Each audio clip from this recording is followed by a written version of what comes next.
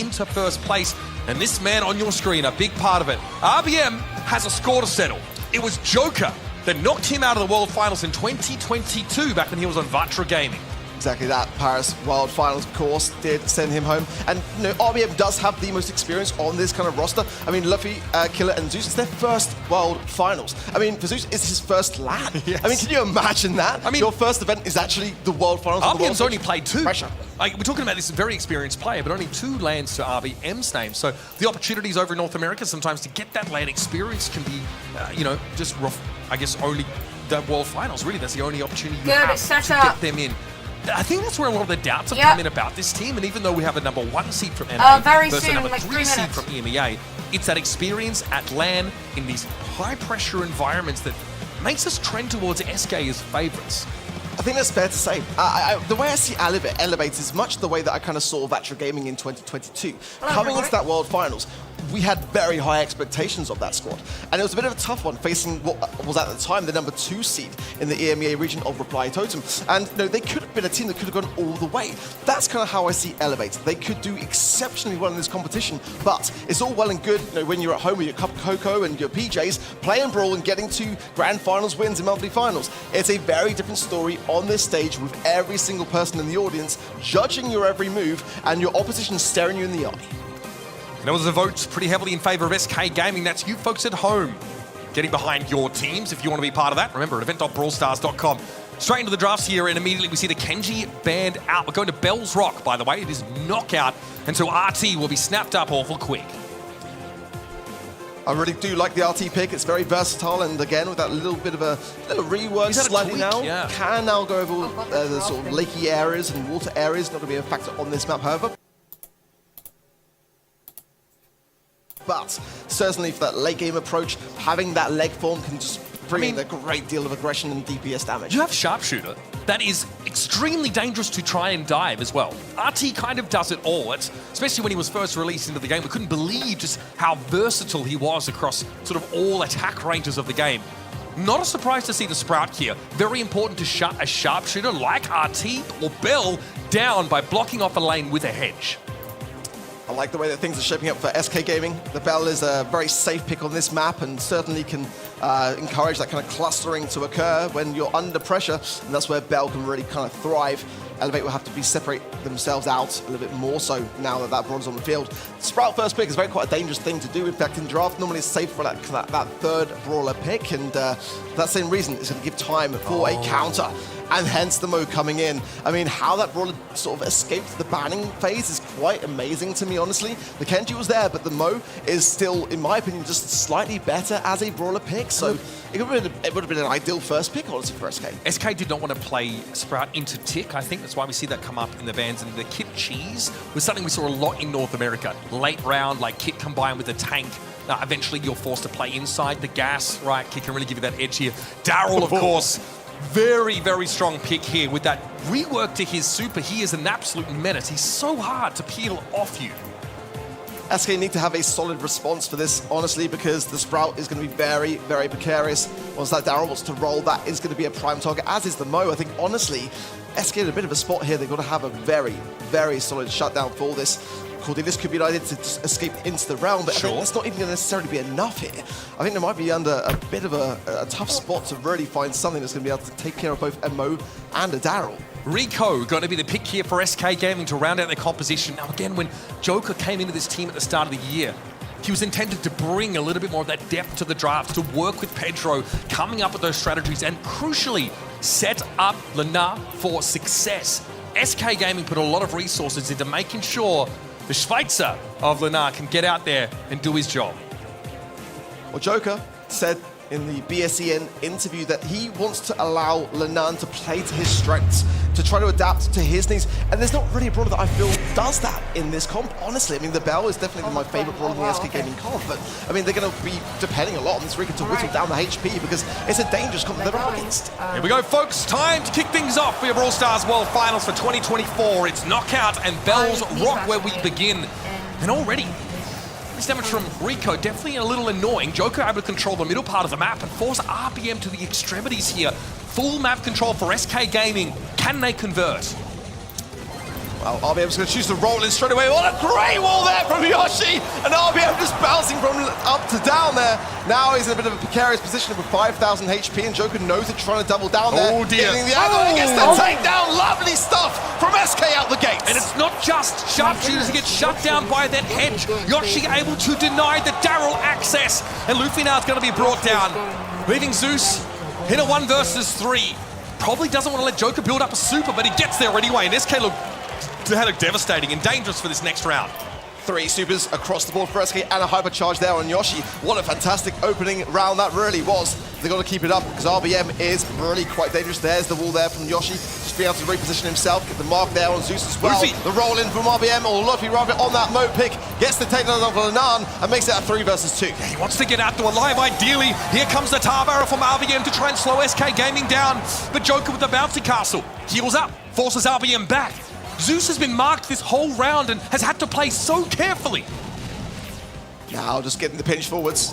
Yoshi there and Joker going to have to work harmoniously well here. Zeus is marked up still, and that is a concern as Yoshi fires 3 consecutive shots now. And the aggression now will just continue on to RBM. He's going to try and buy his time, but I don't think it's going to be enough here. We'll be whistling down lower and lower, and he will fall as SK Gaming take the first game. What a nasty draft here from SK Gaming. Everything they need to shut the Daryl down. Luffy able to go in on the Mo, use that super and guarantee a kill, but doesn't get out alive. It turns it into a trade. And the elements that are left for SK, the Rico and the Sprout, is more than enough to close a round. I've got to say, I'm really impressed the way that SK held their own. They're really up against a great deal with this comp that Elevator brought to the table. It's a fantastic draft, no doubt about it. But they are struggling to make it work so far. I want to see a bit more communication between RBM and Luffy to try to time those runs correctly. And SK know this early outset, they've got to go a little bit more on the aggressive here and just try to whittle things down before RBM and Luffy have those supers to hand. That multi-ball launcher is so dangerous. The Rico gadget from Joker basically forces Elevate away instantly. Here's the tar barrel. RBM sees an opportunity and Yoshi can't save himself with a hedge. That's the one now for Elevate. In they want to come. Lanar a little bit low here. Luffy still has to respect the damage from the bell, and RBM able to dodge away from that Rico super. It's getting a little bit dangerous over here for SK. They don't quite have the room to breathe to heal back up. But Luffy takes his foot off the gas, and that's Lanar getting picked up by Zeus. And this should be relatively straightforward now for Elevate. There was a bit of a glimmer there when Joker had some great shots onto RBM. It may have been a takedown. It could have been a different story, but it's not to be. Elevate start to gain a little bit of momentum now. Getting around is a crucial thing to get off that mark. Crucially, RBM also brings a super into this round. So can dive, still has gadget charges to slow down. Yoshi here has the direct lane assignment against the Daryl, but doesn't have a hedge developed yet. Joker has the hypercharge now. He's going to opt to run for it as well, but the shots are not really landing. He's pushing his way forward, Zeus being the ideal target to double down on, but then RBM gets the roll and fires to pick up onto Yoshi. Low HP on that top left-hand side, now under a bit of scrutiny. Rolling away, I think there is the wise call. RBM's able to get out at least. Zeus slowed up there. Joker marked briefly. Zeus also pops the gadget to get some extra damage. Elevate here looking like they can even the set up though. Player advantage, Luffy able to dive in. They're going to wait a little bit. Elevate as the gas encroaches and will force SK out to the open ears. Luffy, the Mode's machine finds its mark and Lanar falls soon after. Finally, I got the... And that's exactly what I'm talking about. If RBM and Luffy get those timings correctly, it really is quite straightforward. SK got to go much more on the aggressive sooner as well now. And it's going to be a tough one as we're getting a bit more back and forth. That kind of early confidence now as they realize that they've got quite an even matchup on their hands. All right, here we go. Decide a game now. I am rooting for Elevate. Straight down the mid we go. Look at the lane assignments. We've actually seen a swap here. RBM in mid against Joker. Really can't do too much about the Rico. Has to respect that damage. Joker, obviously being able to fire around corners, has a massive advantage there. Luffy also living dangerously now. RBM trying to relieve the pressure a little bit on towards the Mo. Here's the dive. Yoshi's in trouble. He can't get out with a hedge either. And SK lose that player cheaply. Joker also low, but snipes Zeus around the corner. We have a 2v2. Joker now forced to heal as well, as he's in a good spot. If RBM does not have super, That's the key realistically here. Danger. Oh no! Bit of an overextension there from Joker. It's going to leave Lanan really in a tough spot. Not much is going to be able to realistically do here. Keep the mark, of course, for the next round. But I mean, realistically, this is going to be a timing issue now between Luffy and RBM just to seal this round. Lunar can't spend the nest eggs. He needs to keep them for the next couple of rounds potentially. So here comes RBM, able to dodge away from the trap now, and in a straight head-to-head, brings the bell down without too much trouble. Okay, now, well, a very important round, one that must be SK's here, or Elevate will take this set. RBM has the Hypercharge, which of course he cannot use, as the Daryl is one of those brawlers which cannot do so. Yes. That will be a forfeit of this game, so they'll be very, very cautious of not utilizing that Hypercharge. That's right, a few of those Hypercharges did make their way into dead boxes. They are available in friendlies, so not legal. Elevate will take this set. RBM has the Hypercharge, which of course he cannot use, as the Daryl is one of those brawlers which cannot do so. That will be a forfeit of this game, so they'll be very, very cautious of not utilizing that Hypercharge. Available. None up for SK Gaming, so right now they are vulnerable. They are available in friendlies, so good nest eggs. not Elevate will take this set. RBM has the Hypercharge, which of course he cannot use, as the Daryl is one of those brawlers which cannot do so. That will be a forfeit of this game, so they'll be very, very cautious of not utilizing that Hypercharge. Right now, they are vulnerable. That's huge. Luffy going to go in though. Can he find more than one? No, he's able to cheat in the gas. He's taken down. RBM has the Hypercharge, which of course he cannot use, as the Daryl is one of those brawlers which cannot do so. That will be a forfeit of this game, so they'll be very, very cautious of not utilizing that Hypercharge. That's huge. Luffy going to go in though. Can he find more than one? No, he's able to cheat in the gas. He's taken down. RBM has the Hypercharge, which of course he cannot use, as the Daryl is one of those brawlers which cannot do so. That will be a forfeit of this game, so they'll be very, very cautious of not utilizing that Hypercharge. That's huge. Luffy going to go in though. Can he find more than one? No. Even take the raw stats in a pinch if he needs them. This has come up at the right time for SK, but Elevate do have all of their supers up. They know they have a contingency for the late round in Zeus, being able to really do a lot of damage after dropping those legs. Luffy looking for a dive target, surely. Joker really respects this. Look at how he gives that ground to the Mo. They've got to protect Joker here. Luffy now low HP, and that's great for SK Gaming. If Luffy goes in, honestly, Joker is going to be bang in trouble. Now, RBM lurking as well, has that super to hand. Yoshi has the wall, and we know how great he can place it. He's going to go with it early, though. Zeus is marked. RBM trying to come in from the left-hand side with the tar barrel, but they're going to hold him at bay for now. The gas not coming in. SK caught in the corner. Here comes the Mo. Luffy taken down by Joker, but now it's Lanar, and it's not enough. Elevate has done it. Zeus able to outlast and Elevate get the first set on the board. Just a couple of HP there for RBM as the sole survivor, and that's enough. I mean, what a turnaround for Elevate, who were slow off the mark. Really, to get that comp kind of working, it did look like, to me, the better of the two going into the match, but then SK displayed so beautifully well how they were able to keep that going under pressure, and just a bit of chaos was all it was needed, and now Elevate might have a bit of momentum in what is only a best of 3 to get the job done. And this is what Elevate brought to NA, and now are bringing outside of those borders. Powerful tank play with RBM at the fore. We see how this goes down, right? Multiple dives. Yoshi overextended there, perhaps, but there were situations in which he was ostensibly in a safe location and still got dove on. Elevate can do so much to close the gap here, and SK can only do so much to keep them at arm's length. Oh, that was not the starting hand that I was expecting to see, honestly. I thought that SK might have that first set regardless, just simply because they were holding their own. But these moments here, there's a bit of a misroll there from RBM, no doubt about it. And just this moment here, just kind of chaos really. But SK was still able to remain in control of things. This is the final moment. This is really what might be looked back upon by SK Gaming as the moment where it came crumbling down. Look at that, just 815 HP left. Joker takes one tick of damage to the gas, and that is enough to do him in. If he survives that, SK still have a 3 versus 2, even with the dive coming in from Elevate. Pretty crazy stuff. Joker constantly harassing, constantly keeping RBM low on health. That's why, of course, he boasts such high DPS over the course of that round. But this is what we've seen in NA all year, and it's going to take some masterful drafting to play around some of these powerful tank picks, of which there are many. Do you want to dedicate a ban to some of these dive brawlers? Do you want to let Mo through like that again? I have to wonder. You might need to make a bit of an adjustment here to a team like Elevate.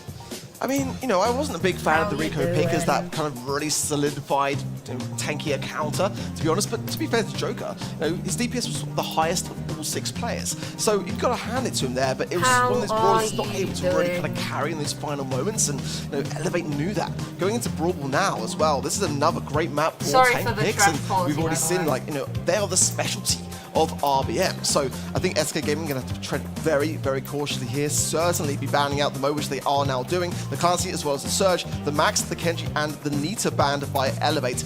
Loving those bans, all very much necessary. And a Gale first pick for Elevate. So powerful.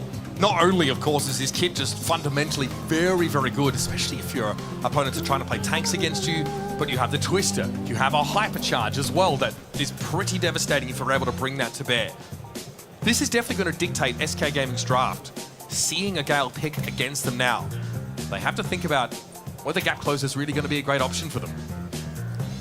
With the bans as well, I mean, you really do want to snap up the Gale as a fantastic tank counter. It doesn't really leave too much for SK Gaming as they already banned the Surge out for themselves. Rico first pick yet again, and it was played fantastically well. Otis coming in now a little bit is an interesting pick. I mean, I've seen it played primarily into countering a Kenji, which is banned, so I'm not really too fond of it, to be right completely now, honest. I Elevate think maybe he wants to have Shelly break the map open. I mean, they're expecting tanks, which feels like it might be rife for Elevate. They're blocking in the Gale. It would make sense to kind of follow up with something tanky.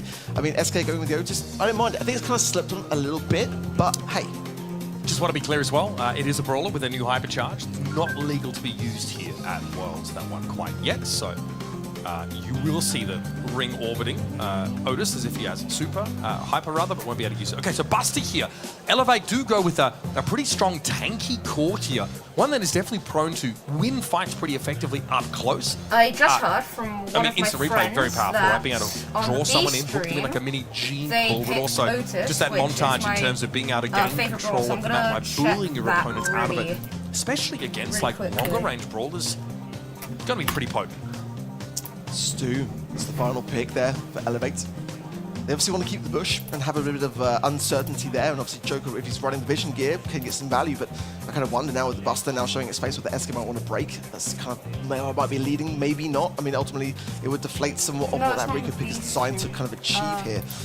Deliberating a little bit here, but the aggressiveness remains. Jackie is the idea of SK, and certainly a map that I think is really catered for it, and, you know, being able to really just rush in with hypercharge and just really kind of draw in all of your opposition into a harmful situation to then have a bit of synergy with the Rico to really just capitalize on all of that damage.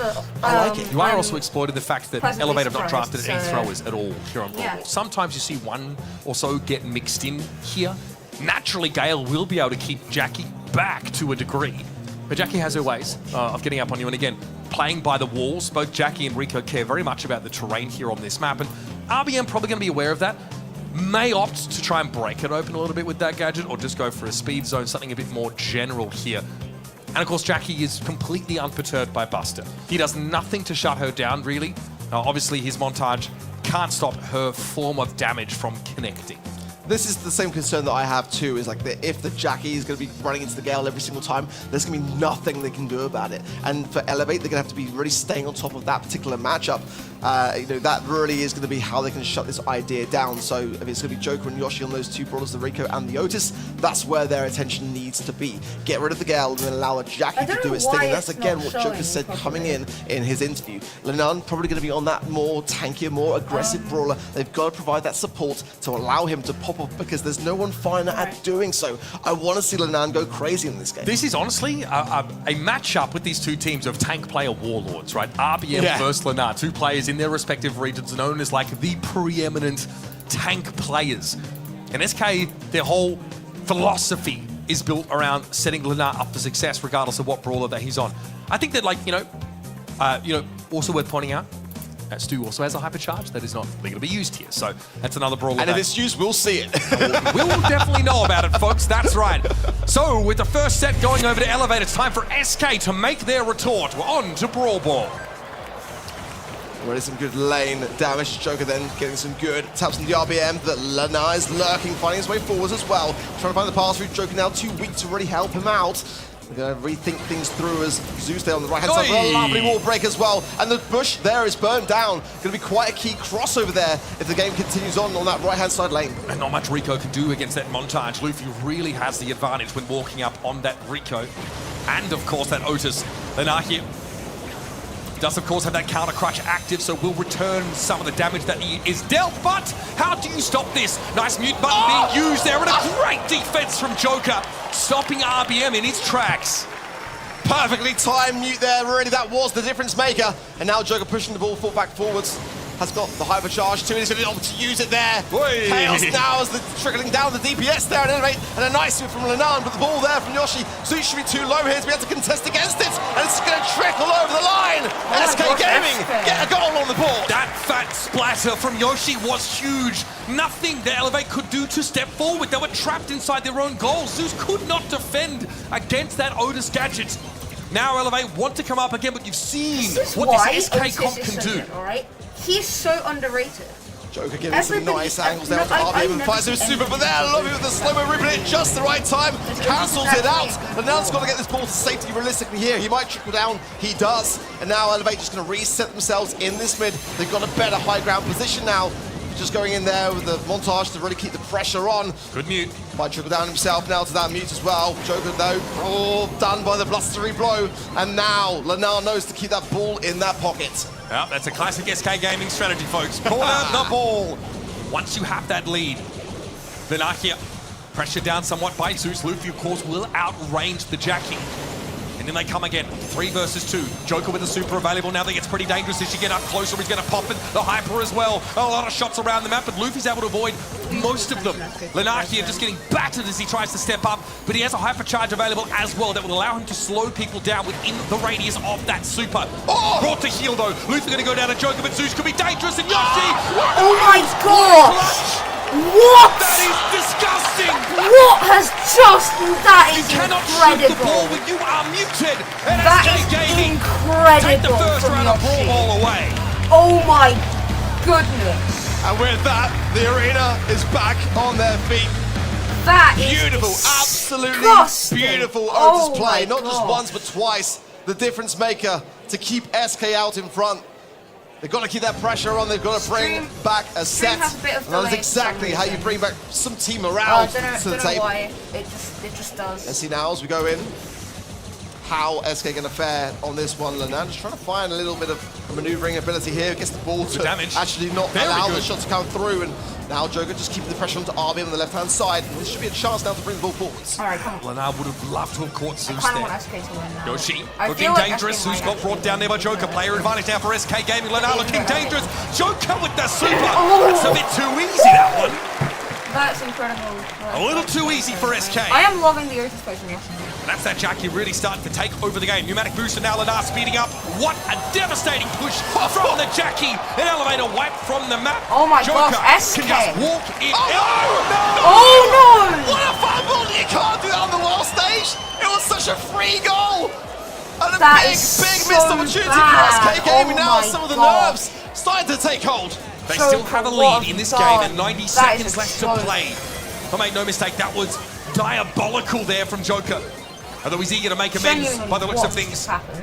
Multiple That is launcher so there, bad. catches RBM. Zeus, though, able to recover So bad. from that mute and get back out into the field. Oh, man. A chance to mentally reset here. Just one of the last plays you expect to see that from. SK just definitely flustered, aren't they? Didn't expect to relatively drop that first set either. Now, create some space. Hypercharge there for Lenar. Lenar. The top of the speed. He might be able to go all the way here. stop. Lenar's going and he's done it. Lenar Lenar has has done it. If you want something done right, sometimes you just gotta do it yourself. I'm starting to think like That predictions is that Elevate might not have gone filthy for, stuff. That's Hypercharge Jackie straight yeah, up the that's middle. Bowl over anybody who gets in your way. The Swiss sensation gives SK their first set. Alright, I think the stream. And that is SK Gaming for you. I right? think it's still Not everyone is delayed always going to have the best of sets. And it's so important that when that happens, you come together as a team and you pick up the slack. And it's very rare to see that from Joker. I will And try and fix everyone that on the side of SK while won't be worried we're about it in because the come the next set, they will have wiped the state clean and just come back fully refreshed. Just You definitely can't be dwelling on something like that. You can't. I've got to say, though, we kind of undersold the Otis pick at the start of this game. You know, the mute obviously just making it impossible for you to dispose of the ball at all. Oh, that's going to haunt him. That's a doozy, folks. But this is here, Lenar. Look at this. Dribble off the wall. Able to push up. Man, he made it look easy. Great finish there for Lenar and SK Gaming. Get their set on the board. Joker with a whopping 492 DPS. Talk about facilitating. That guy, outside of the small, flustered moment, looked fantastic out there. That's a screenshot that I'd be taking. Oh, yeah. If anyone in the years to come brings that up, I'm just going to literally just be like, well, hey, 10 takedowns and that DPS. Right, not yeah, too if it gets shabby. into any banter with Firecrow on X, like someone I know, you can always throw that one out there to cover yourself. We've got ourselves a game, folks, here. Number 1, NA seed Elevate, and SK Gaming number 3 from EMEA. Leaving it all out there for us already. Couldn't have asked for a better way to kick off Superfest and the Brawl Stars World Finals. It's bounty time, though, for our decider set, folks. Shooting Star is the battlefield. This is where we'll find out who in this group will have the earliest of advantages. And Shooting Star certainly is a map where that RT pick could have a little bit of a factor. Angelo as well with that little bit of mid-lake Angelo Being able to cross and water RT banned. is very, very powerful here. It allows you to undertake gameplay patterns that you wouldn't normally have at your fingertips. So RT Nani, common ban out on Bounty. Max also taken away from Elevate. 2 sharpshooters plus Byron removed here by Elevate.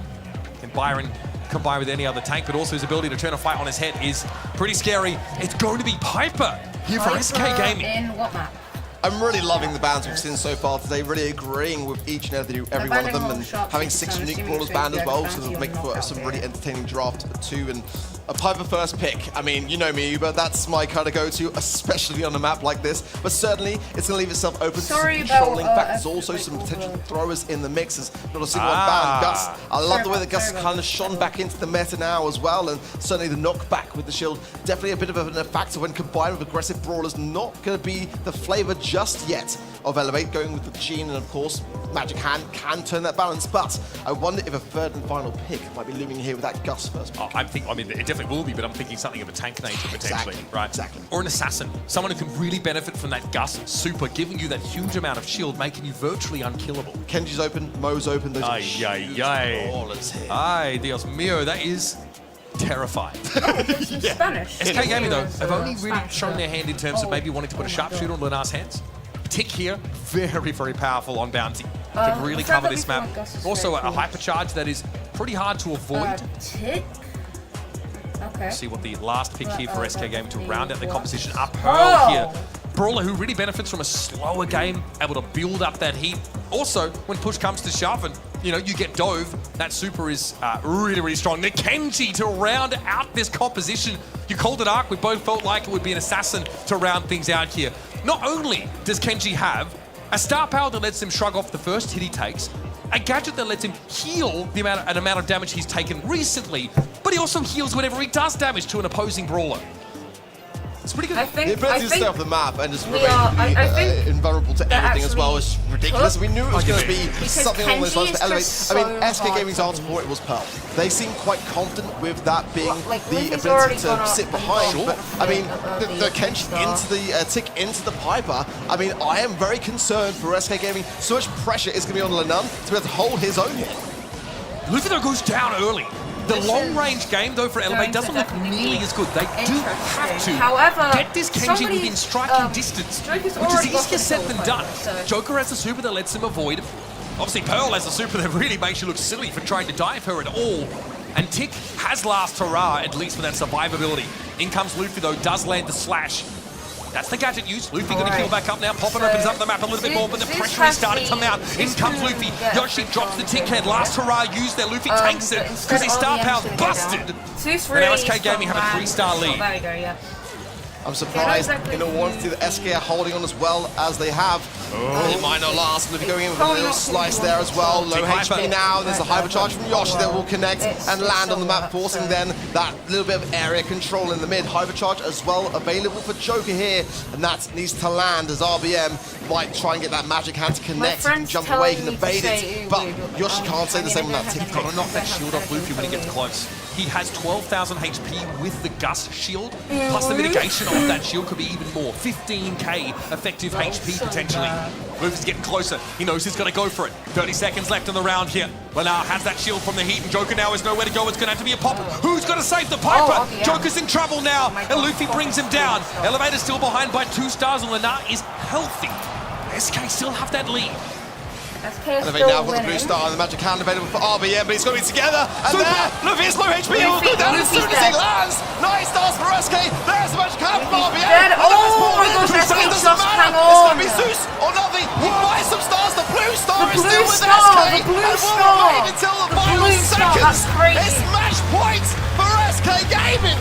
And So just a SK little can thing, win but Yoshi right throws the here, mind down right at the now. location that Kenji If, left like, when he they went can to his literally super, win this. knowing So, like, they that can Luffy literally would return to that spot like, and go down. He was they very can low as he win went right for the now. super, and as soon as he appeared again, he was blown they have up.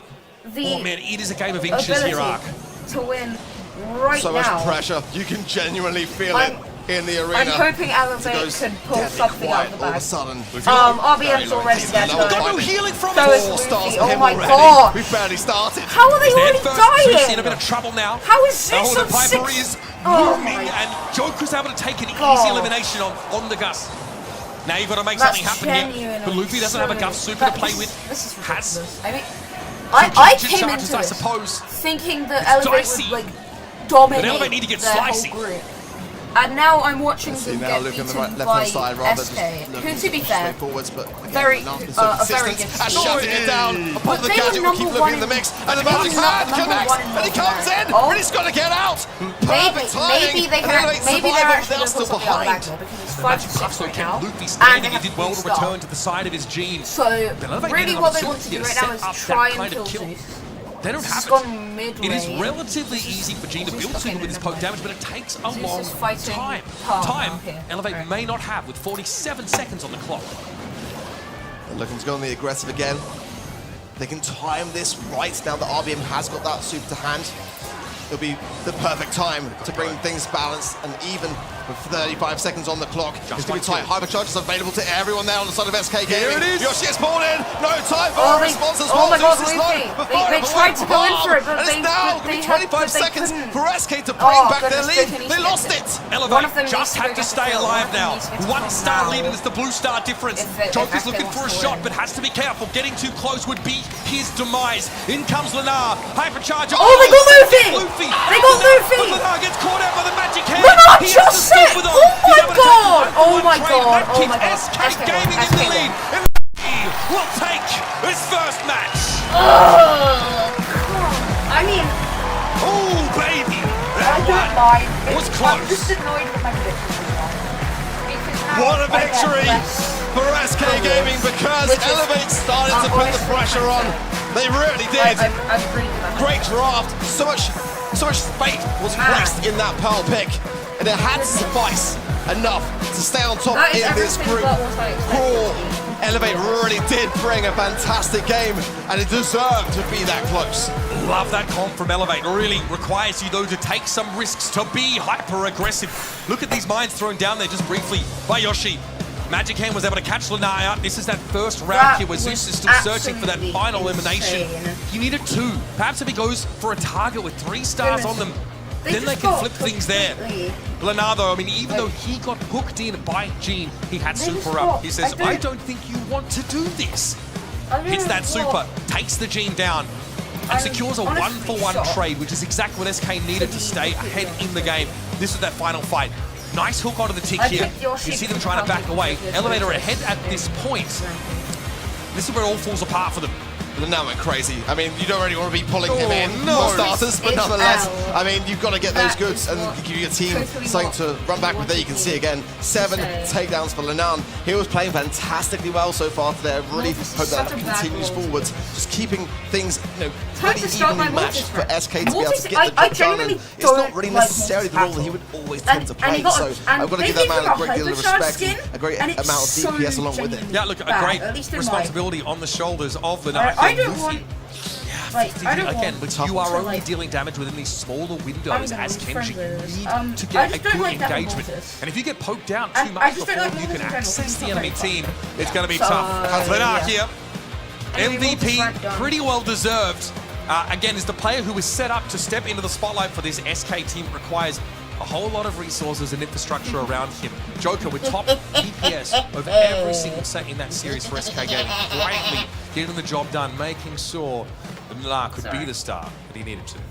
For Elevate as well, you know, they got the set, and that could be a differential later on down the line. So if you have any kind of three-way ties, you've got to consider those things as well. So I think a very commendable performance from them, certainly when you consider just how many of the squad have got their first World Finals here. Only RBM with the 2 World Finals appearances, including this one. So, I mean, I was expecting them to maybe not be able to be as confident against a team like SK, and they proved a lot of people wrong so far. This now means that Elevate have to at least beat Foot Esports to get out of this group, which is by no means a sure thing. They look incredible, but having a look over the groups in general, we've seen Pioneers take Space Station to task already in that first match of Group B. That, of course, is the #2 seed from NA. They look very good. Pioneers Already, though, we're starting to see now the cream rise to the top. SK Gaming might have been #3 seed from EMEA, but that region is deep. Quality teams, all of their representatives here have the potential to take their groups entirely. So it's something you've got to look out for. Great showing. I'm really impressed with what we've seen so far from our teams. SK Gaming, the magic is back. It always seems to be here. They looked a little bit more nervous than usual, I'll be honest, on a couple of occasions. But again, as we said, going into that third set, this is where a team like SK can really thrive because they have that confidence in each other, knowing full that they can actually just bring each other up and get the best out of each other. How was your prediction? Did you get it right? I'm pretty sure all of us had SK Gaming down, but I was not very sure of it as soon as we got into game. Event.brawlstars.com, that's where you can get your predictions in for the rest of these matches and participate to win yourself some great in-game goodies. We're going to go to a break, folks, but we're just getting started here live from Superfest. More from the Brawl Stars World Finals after this. All right, so... good. Hypercharge 2024 Brawl Stars World Finals are brought to you by ESL, Monster Energy, all right, guys, so and DHL. that is going to be a break. So I will see you when the break is over. What must I do to get Arms of Steel and Feast of Fury? Goodness, this is so dark. Answer: Gimnasio Primo! You will learn to summon strength, summon asteroids, and serve a spicy jalapeno knuckle sandwich. This To webcam even is the so dark. strongest I'm of gonna try and brothers. fix. Fight with El Fuego in your heart. I'm gonna try and fix the webcam. It will not be easy, but as El Primo once said, no pain, no gain, no glory. Gimnasio Primo. It's showtime. Once upon a brawl, a new evil emerged. A handsome young minstrel who once charmed crowds, now fallen to darkness, his smile but a shroud. A mischievous feline, known for his cute paws, now a master thief, unlocking chests and doors. A healing guitar and a friendly face, now a flaming skull, kindness gone without a trace. A delicious cookie baker, one of the best. Now a haunted castle, a ghoulish guest. This automaton once served juice. Now with his sword, your head he'll make loose. A knight turned into a nightmare. Nani and Peep now only want to stare. A fairy tale ending? No, a scary tale beginning!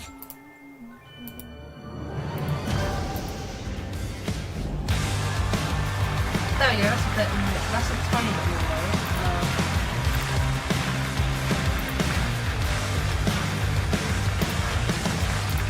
Welcome back to the Brawl Stars World Finals at Superfest, live from Okay, we are Helsinki, back. Finland. If you're only just joining us, then we have completed our first match of the tournament where SK Gaming just beat out Elevate by the smallest of margins. And also, please take note that simultaneously, we have a B stream that is also running half of today's matches. But without any further ado, I believe it is time to get into our next match right here on the main stage by introducing your next two teams. And ladies and gents, this one is going to be a banger, because first up, we have your 2023 World Champions. It's Gero, Meow, and Novi. They are Zeta Division. Really? 60% of people think that Zeta's going to. I think Crazy Raccoon. No way they do.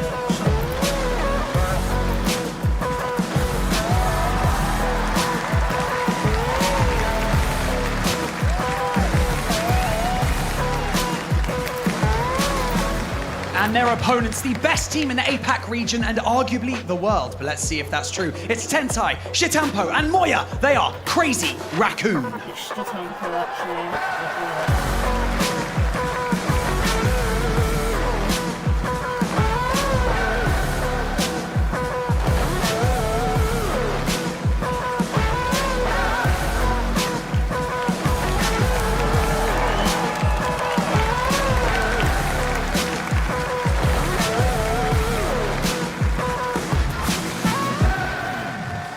Match down on the stream, a second one soon to begin. Welcome to the desk, Trav. How was that one from the sidelines? Quite the banger to start off the day. I genuinely don't think we could have asked for a better game to start the World Finals of 2024. So much exciting action. Well, we've got to move on to our next match, of course, Zeta versus CR. And for Zeta, these are the world champions. Do they need an introduction? Honestly, Bageru, Meow, and Novi going to try to make it 2 times consecutively. Certainly as well, got to mention, this is a grudge match here as well from last year's World Finals. And Meow as well, of course, a very accomplished player in this squad. Right, so it's kind of interesting to see the favourite brawler being Frank. Don't really necessarily pin that specific brawler to him, but nonetheless, let's see it makes an appearance. It is kind of a meta which could call for it. But certainly a great amount of pressure on this very team to keep that crown on their heads. Apparently World Champions don't need food. He doesn't even know what food he likes. Question mark on the food. He doesn't even know himself, never mind us here on the desk. But yeah, what an absolutely incredible team Zeta Division have been all year long and in previous years as well. But let's talk a little bit about their opponents. Crazy Raccoon. And we're about to find out what happens when you pin World Champions against World Champions, Tensai, Shitampo, and Moya. And yet again, they don't need much introduction themselves. This is the #1 seed coming out of the APAC region. Of course, Tensai being the only player in this World Finals to be a 2-time world champion. Amazing stuff. Of course, no doubt about his favorite brawler being Max. I mean, he is really linked specifically to Max and has been over the years. So, again, I'm looking forward to seeing whether that brawler might make an appearance for him. But this is going to be, honestly, such a tough matchup. This is the group of death, in my opinion. And going back to the 2023 World Finals, it was Zeta Division that knocked out Crazy Raccoon in that semi-final stage to a 3-2 scoreline, just the narrowest of narrow margins, Traven. A pinnacle moment in Brawl Esports history, let alone just in that World Finals. You say your group of death. And honestly, that is exactly what it is. All 5 of us are going to go for Crazy Raccoon. And I was pretty comfortable. I was pretty happy with my decision. I'm sure the rest of us were as well. But the public are going to go for Zeta Division. Hey, do you know what? I don't mind it. Who are we to tell the public not to vote for the world champions? I mean, hey, it's going to be very much a 50-50 matchup for me. I just feel like Crazy Raccoon have been a team which has been developing a bit over the years towards draft, which in my opinion was kind of like their more weaker area. Technically, I think that they are technically the best team in the world. I think their thumbs just move diff. I think that many would say the same, but I think for me, the weakest area has been their draft, and that's an area where Zeta Division, they've been cooking. I was chatting last night to Latox, and there's some serious math, some serious algorithms going on behind the scenes. I'm not going to divulge too much into their secret strats, but it was very fascinating to hear how they are approaching the draft, and they think they cracked it. And this is the thing as well, Zeta Division, they've been so back and forward for the past 2 years. They'll win a monthly final, or they'll go out in the first round, and that's the story for the Polish boys. The thing is, they show up on the world stage no matter what, and I think that's the exact same thing about Crazy Raccoon. Coming in as #1 from APAC, they started strong, they ended the year strong, and now they're here to show the exact same at World Finals. And you'll remember the amount of experience as well on the side of Crazy Raccoon. How you Tenso's doing? 5th World Finals for Tampo, it's 4.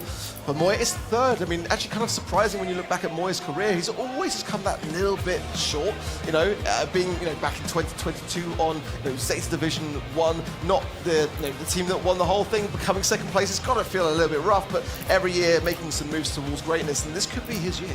Yeah, genuinely. I mean, the thing is, with predictions especially, the fact that we can predict a team over the world champions of last year is just crazy. And that just goes to show how much of an incredible matchup this is. The magnitude that we're starting the All-Stars World Finals 2024 off with. A double match point game for the first, and then we're pitting world champions against world champions for the second.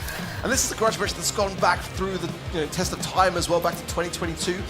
Back then it was Gero and Naui on the Chazmak Gaming EU roster that faced Moya and Tampo in that World Finals, losing to a 1-3 scoreline. So some of the crossovers still remain to this day, and certainly, there are going to be so many eyes to see how APAC as a region is faring against EMEA, especially as we watch today, the closeness between North America and EMEA. I want to see whether APAC are kind of back on top, as it's been a bit of a while really since that time has been. Zeta Division, of course, last year lifting that trophy and really turning some heads as a team which are very much kind of keeping themselves to themselves and just playing things out through their thumbs and making their experience count in the games. They're very similar teams in that regard. They're not going to be too much in each other's faces. Yeah, both teams exude so much confidence, but they do it in different ways. We've seen Crazy Raccoon 2-0 down in World Finals, laughing, having a bit of fun, full faith in themselves. With Zeta Division the complete opposite. Yes, they still have that confidence, but they're ice cold, showing no emotions, and they know they've got a leg in every single game. But hey, we did see a little bit this year, right, on social media where Zeta came out of their shell. The kind of silence that they've had throughout the years sort of disappeared this year. We saw some back and forth, shall we say, on there, and that was an interesting dynamic that we hadn't really seen from that team. So maybe we're seeing a little bit more of a shift towards them being more outgoing. I would absolutely love to see that. A bit of Zeta Division coming out of their shell and just running across the stage, having a bit of a shout across, trying to intimidate opponents, rather than just doing what they have over the past few years and be the norm. Bell's Rock in Knockout is going to be our first match. Let's see how close it was. And it wasn't even close, guys. Top seed out of APAC versus Zeta Division, and it's 67% going the way of the Europeans. And Zeta Division are the #2 seed coming out of EMEA, which historically has always been a region that has just been a little bit of a cut above the rest. And that's just not me saying it. That's a lot of people thinking it. As we go in now, then let's check out the bands. The Kenji on both sides, the Grey and the Angelo, the Tick and the Mo. Definitely the two main offenders there for me being the Kenji and the Mo. So great to see that they are already out of the mix. Now, looking back at the interviews as well, this magazine, when asking Tensai as to how he thought about those two brawlers on a scale of 1 to 10, he put down Kenji being a 10 as being the worst offenders. So no doubt in my mind that Crazy Raccoon were going to ban those two at least. And another first pick, Sprout. It's a very risky time in the draft to do so. I said in the previous set as well. What are your thoughts? Yeah, honestly, I'm not too sure about the Sprout being a first pick. Yes, later on down the line, we've seen it so many times as a third pick when the other team lacks the aggression, lacks the ability to throw over the walls. I think it's absolutely incredible as a late pick. As a first pick, very, very uncommon. But then again, we've seen Mo and Kenji slip through the draft so many times already, so honestly, I'm not even sure what I'm expecting through the drafts in this competition. We're going to see the Gene as the first pick coming in from Crazy Raccoon, though. I do like that. It's been a bit of a while, I feel, since we've seen it on this map specifically, but RT has been in and around the meta as of late. Once you kind of got that rework to the gadget, the ability to kind of snap in between your legs and the long range mode has become a lot more fluid. And certainly a great pairing as well with that Gene. Their leg form is going to just dissipate your opposition immediately so I do quite like how Crazy Raccoon are approaching that one.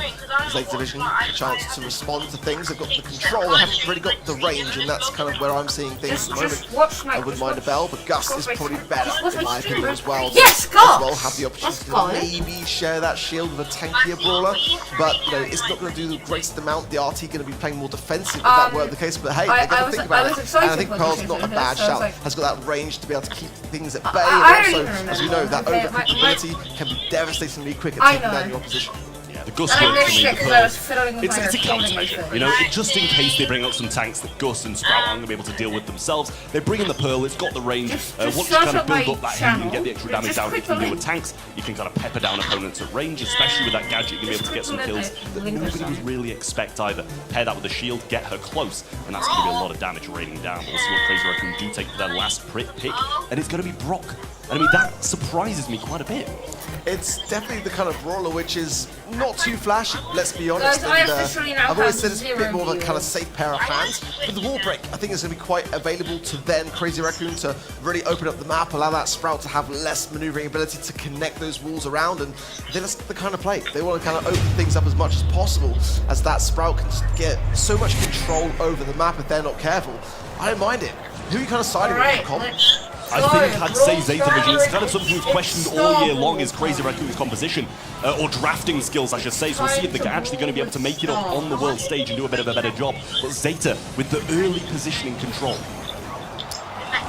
Well, Moya needs to try to get a bit more splash early on. He needs that magic hand, something towards the end of the rounds to be able to really connect with his teammates. I'm surprised. So far, Zeta in a pretty decent spot despite that wall break and that bottom left-hand side, giving more space for CR to maneuver. It's this bottom right now that makes me cautious as Meow's maneuvering with Garu and just putting CR into a bit of a corner, and this is getting risky now. You've got to be cautious with this gene pool as well, but Meow's managed to get himself a wall, and that's going to be a big help in this late game when we start to see it close down and the walls have been broken in mid by Tensai. He does take a few shots to the face on the left-hand side though, but thanks to those magic buffs, he gets the heals up, blocks Shitampo out, and that means he's going to have to go into the gas. We see Moya get taken down, Tensai's going to follow, and Shitampo will be there shortly after. 3-0 for Zeta Division, and what a start for them. Really clean, really methodical, despite some great taps from Shitampo there as well, and the Hacks Gadget combo just was not enough. Great start for Zeta Division now, but Moya has got the magic hand, and Shitampo has got the leg form also, Tensai with the Rocket Rain, and now it's starting to be Crazy Raccoon that are getting a bit more of that mid-control, forcing back Zeta Division. Hypercharge now available for Meow too, but there's the hand from Moya, and a swift takedown, making it a 3 versus 2 now. It's the exact answer we needed from Crazy Raccoon, and they do just that. Shitampo has the legs as well. If it gets to late game, he's going to be a big help in these closing seconds. Pearl over the left-hand side going to be doing more of the same on the opposition side, though. Still got a shield, but it's got a question of whether or not they're going to use it. Big hits coming in from Tensai, managed to make a connection with both of them, and it looks like they're looking for the gas as their answer, but Shitampo will deny that, and now he will follow in shortly after, as we see Crazy Raccoon even the score in round 2. This round then for the first game, a great deal of utility there for Zeta Division. Hypercharge still there with Meow, and Supers for both Garu there and Naui, so let's see how they choose to use them. So Hypercharge for Tensai also. Shitampo just trying to work his way around, and a good healthy wall there from Meow, forcing back Zeta, forcing back CR rather into that bottom left-hand side as it was in that first round. A devastating spot, they won't forget that at all. Continuing to push their way forward just a little bit. CR now know they've got to push back, and they're doing so, getting a bit more leg in that mid. Yeah, they're starting to gain some real ground back up, but in that instance, Meow's going to throw down a wall and try get control of this right-hand side once more. Here comes the hypercharge from Tensai, and everybody springs into action with the side of Crazy Raccoon, raining down on Meow. He's surviving narrowly on 278. Now Zeta start to rejoin him in there. The pull's there, but it's missed. The shield was pressed as a bit of a countermeasure, but the shield was missed regardless.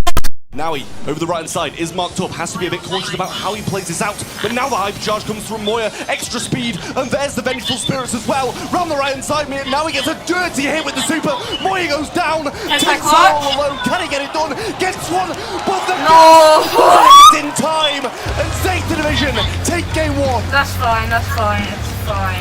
There was nowhere to go but up, and straight into a Sprout shot. A very close affair. CR just coming just that little bit short there. Going into this next one, gonna have to just rethink slightly. So close. But Zeta kept the ice in their veins. Claim the first game now. Need to see a little bit more of an adaptation, a bit more confidence being displayed here from Crazy Raccoon as they're getting pushed around just a little bit too much for me. Could have gone either way, though, let's be honest.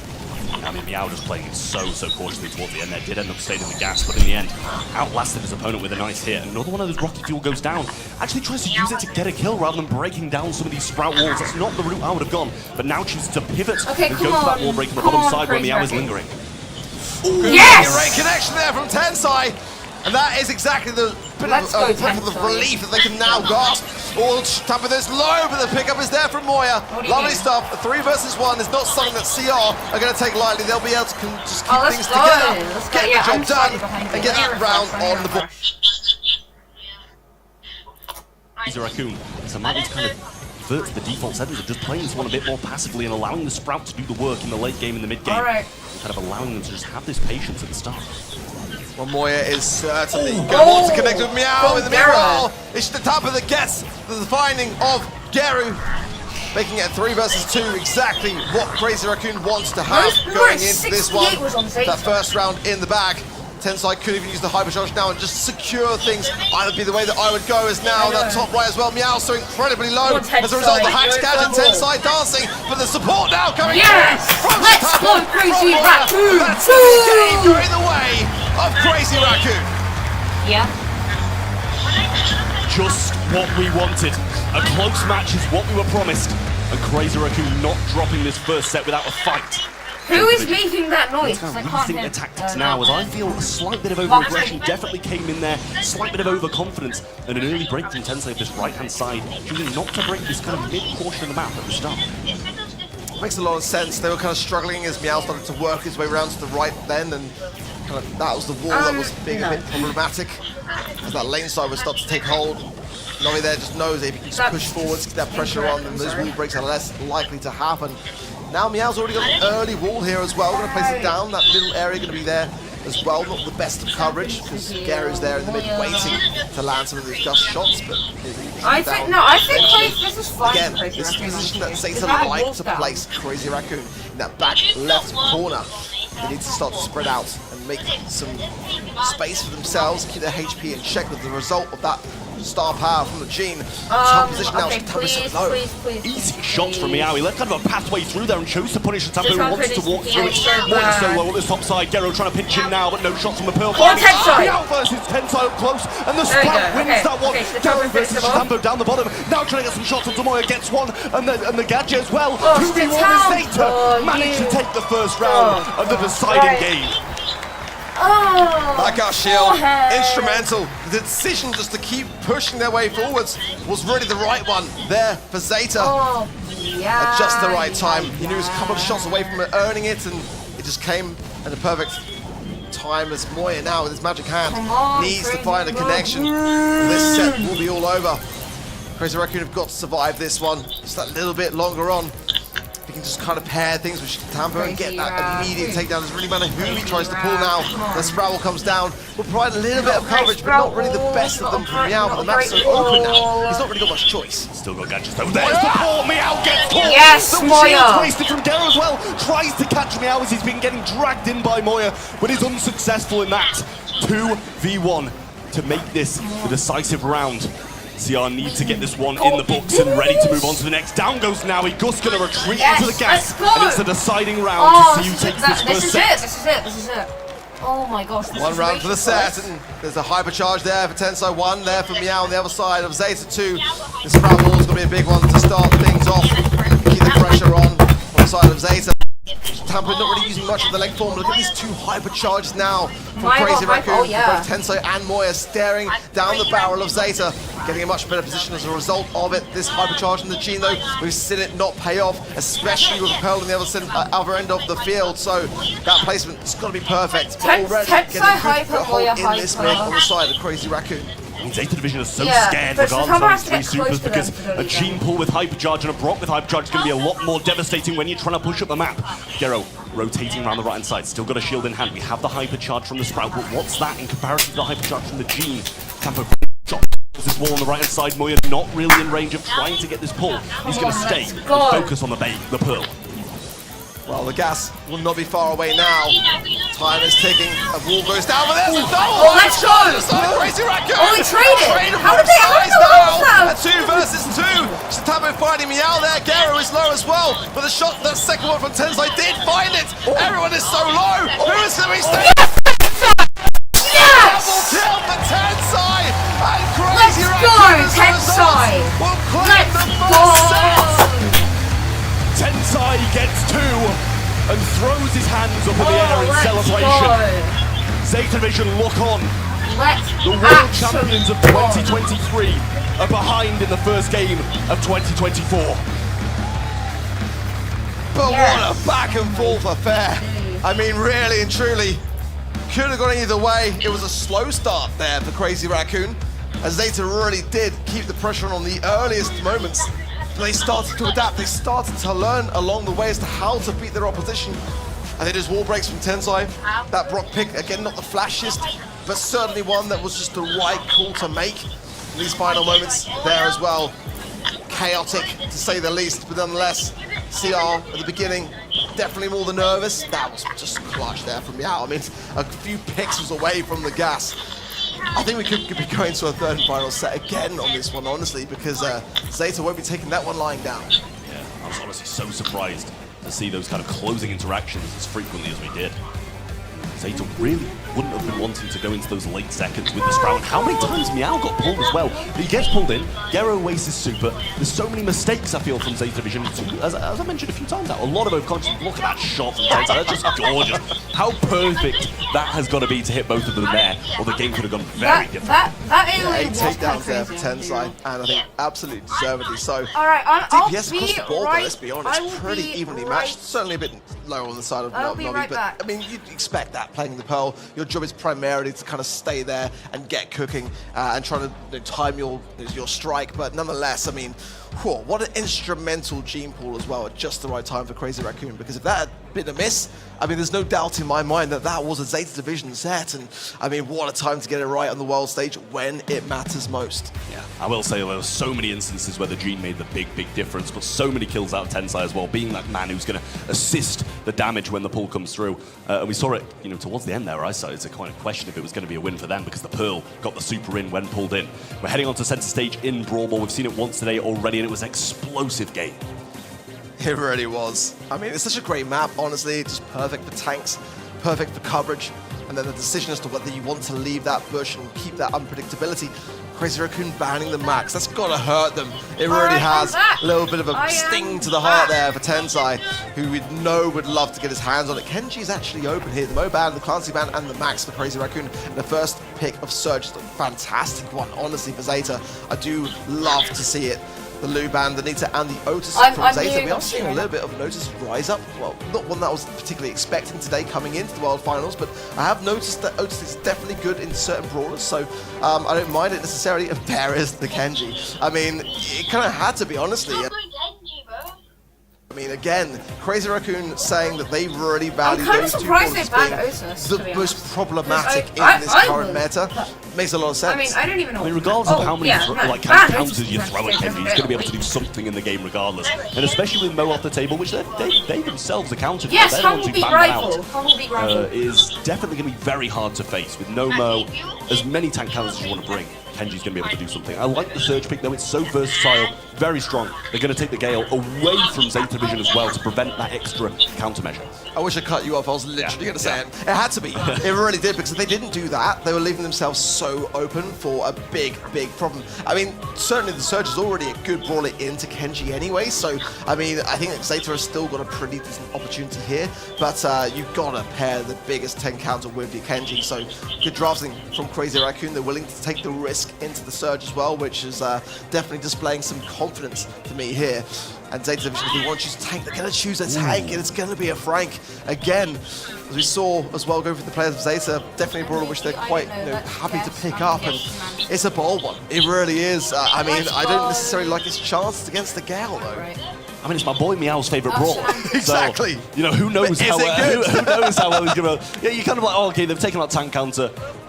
We'll just go a different one. But no, they actually go, okay, we're going to take a tank into a tank counter. It kind of baffles me a little bit, but I'm sure Zeta Division know what they're doing. They're going to get the stew along the way as well, and I do like that brawler. A very versatile, mobile brawler is going to be a big help for Zeta Division against these two kind of... You know, Kenji's got a lot of mobility, but Stu can still get away. I feel like this could be a very quick set in favor of Zeta. If they get this right, this Frank is either going to absolutely pop off and just destroy the defense and the bush along with it, or it's going to be a bit of a sort of waste of space. And I say that now the Primo coming in as well. It's going to provide an even tougher time for the Frank to really get the value that he's trying to bring to the table. I mean, the Stu can dance around the Primo. I mean, this is going to be a very aggressive set nonetheless, and that is what I'm excited for, Trav. That's what I signed up for in the 2024 World Finals of Brawl Stars. Really exciting matchup here. Surge going to be doing a lot against these tanks, getting so many levels, but it's just a question of whether or not Crazy Raccoon are going to be able to force the ball in the net early enough for the Surge to not make the big difference if it gets to overtime. I'm liking my chances with Zeta Division here, but off the start, Chitampo trying to move around this left-hand side. Good shots early on from both Gero and Naui, but Mao's going very aggressive. Should be able to pick up Tensai here. Thrown over his shoulder though. Survives it out just a little bit longer, and a missed pass from Naui, but he is going to surely pick up this ball and get the ball. Oh my gosh! Caught Moya! And I Moya, can't that help is but feel that's a insane fumble. from Moya. A tense scenario there. One that I feel Zeta should have been able to handle. Meanwhile, Crazy Raccoon now pushing their way back forwards, and Chitampo there giving a great amount of scrutiny to Naui. Almost found a triple kill, let's be honest. Moya trying to find the gap between the legs and throw the needle. Still enough is the defense that's good, for though. That's Zeta. good for Crazy Raccoon. Good defense from Really Zeta, good but for CR Crazy Raccoon. had a chance, couldn't quite execute And it that's though. the top we can get up And a for. hypercharge, ready to roll now for Naui, but who's in his face? It's Tensai on the primo, gets one, hypercharge there, he's ready for the pass forward, goes in on Meow, gets the kill, and the Kenji's there too. CR take goal 1 of game 1 of Brawl Ball. Go Moya! Very back and forth, but now the Frank hypercharge is there for Naui. He's going to go Yeah, but straight Gary's towards not the allowed ball. to If he gets this hyper. off and pulls it off, nice catch and pop as well prior to it. Because it Meanwhile, shouldn't be out, Time but to go it on is. the aggressive gets taken care of finally by Meow, and it's just Moya. But to be fair, of the one of the 3 brawlers to have on the side of Crazy Raccoon still standing, you want your gal for defense. Yeah, great pushback there from Moya on the left-hand side, throws him straight into the hands of Tensai, who got a bit of supercharge along the way from it as well, going to be able to meet Naui in open combat, get wasted, super 2, Kenji on the right-hand side, surely a little 1-2 and a goal, but Meow, oh no, saved it! Done it!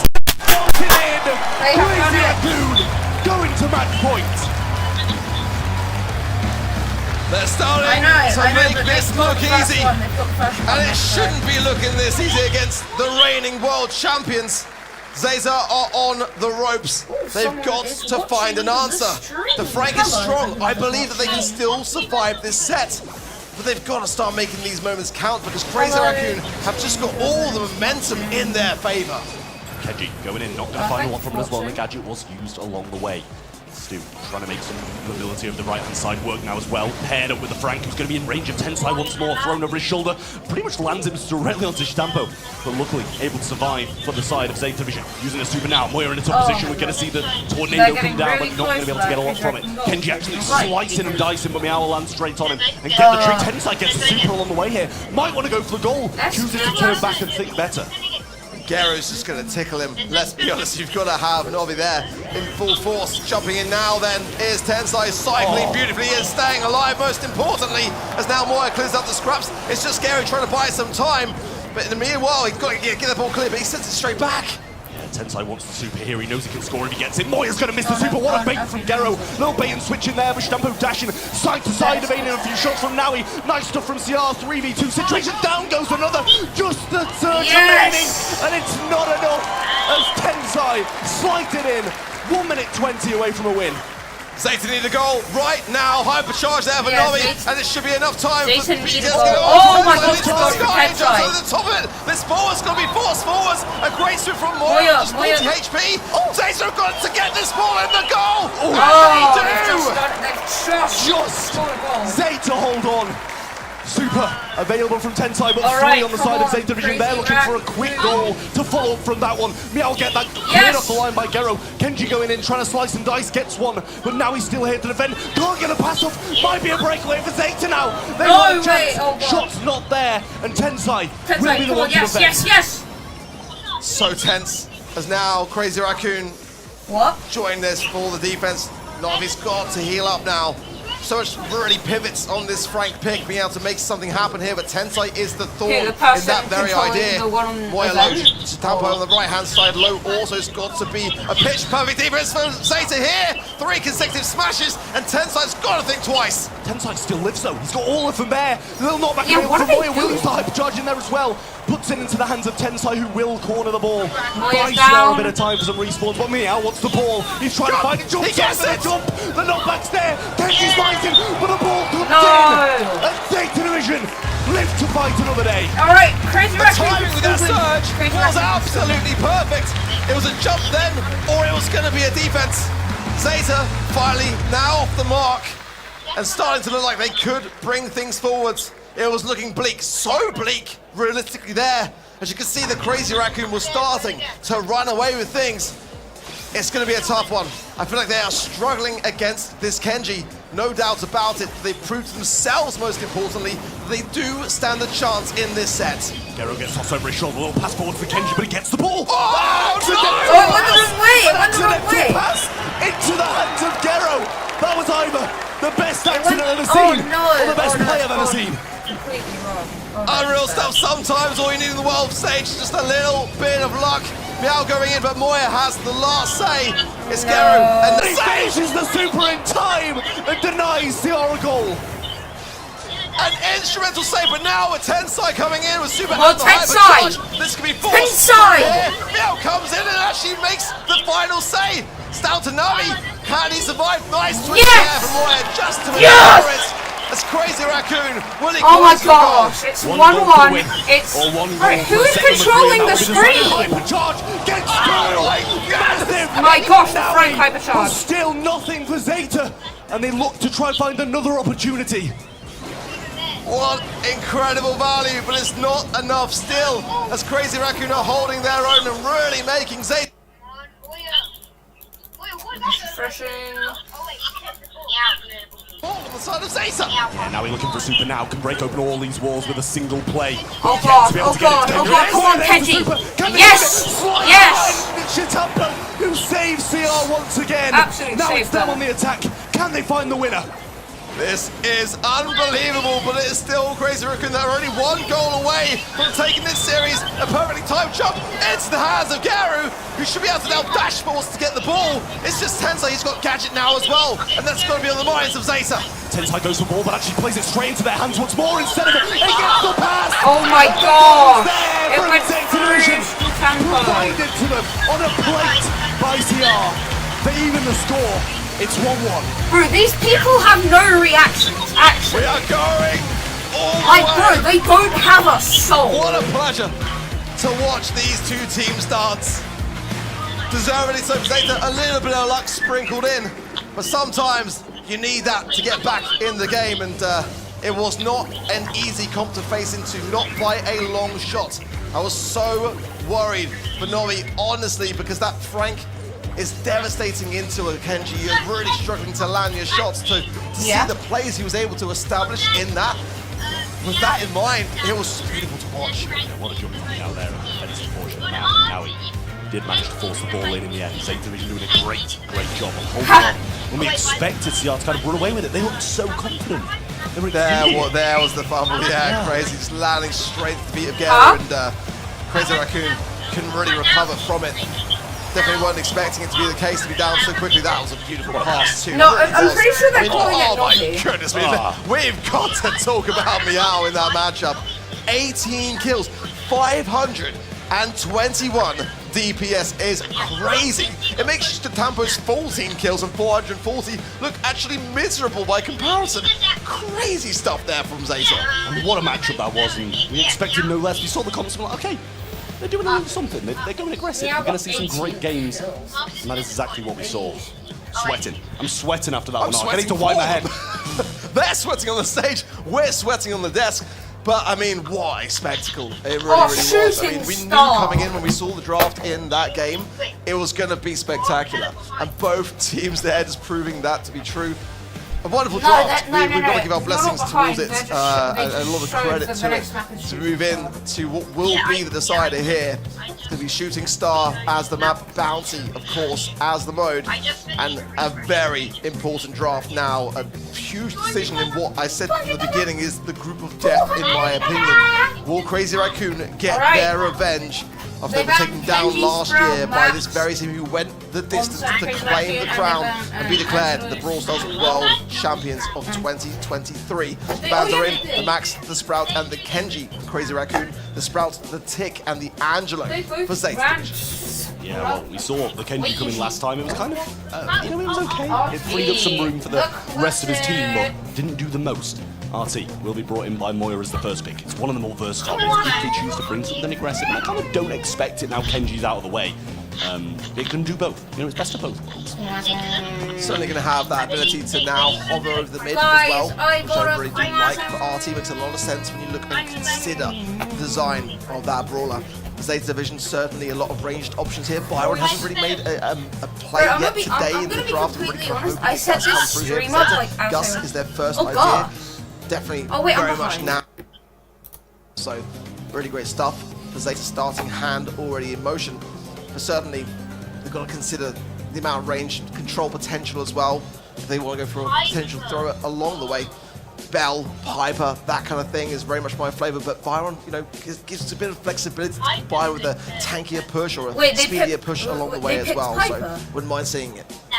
Yeah, well, I do like the Gus as a first pick. I will say Nanny adds that kind of sharpshooter that you wanted to see, and also kind of does well against the rest of the sharpshooters with that extended range that sprays up at the end. That makes it really Guys, it's Nanny someone like Moira or someone like a Piper, as well as that too. So we'll see what Crazy Raccoon do have to answer that, because Gus and Nanny are two incredible picks from Zeta Division. We know the draft is something that Crazy Raccoon has been struggling with for the past few years, all the way throughout these monthly finals and through last year.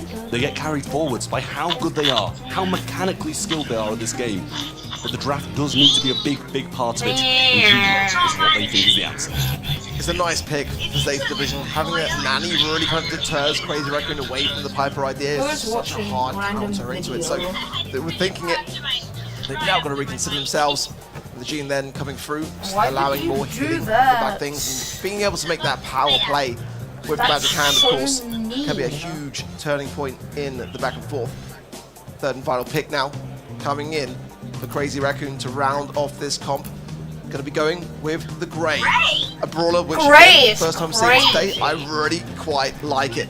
The ability to really go in at that moment of weakness on your opposition's side with the TP, Grey get is your goods, crazy. get back out again as well if you're playing it, and the technique of Crazy Raccoon really does lend itself perfectly to a brawler of that very nature. I mean, we could be in for a real treat if we see some Grey players coming through. For Zeta Division, they might be opting potentially here for a Pearl. We've seen that kind of combination with the Gus come in. Penny.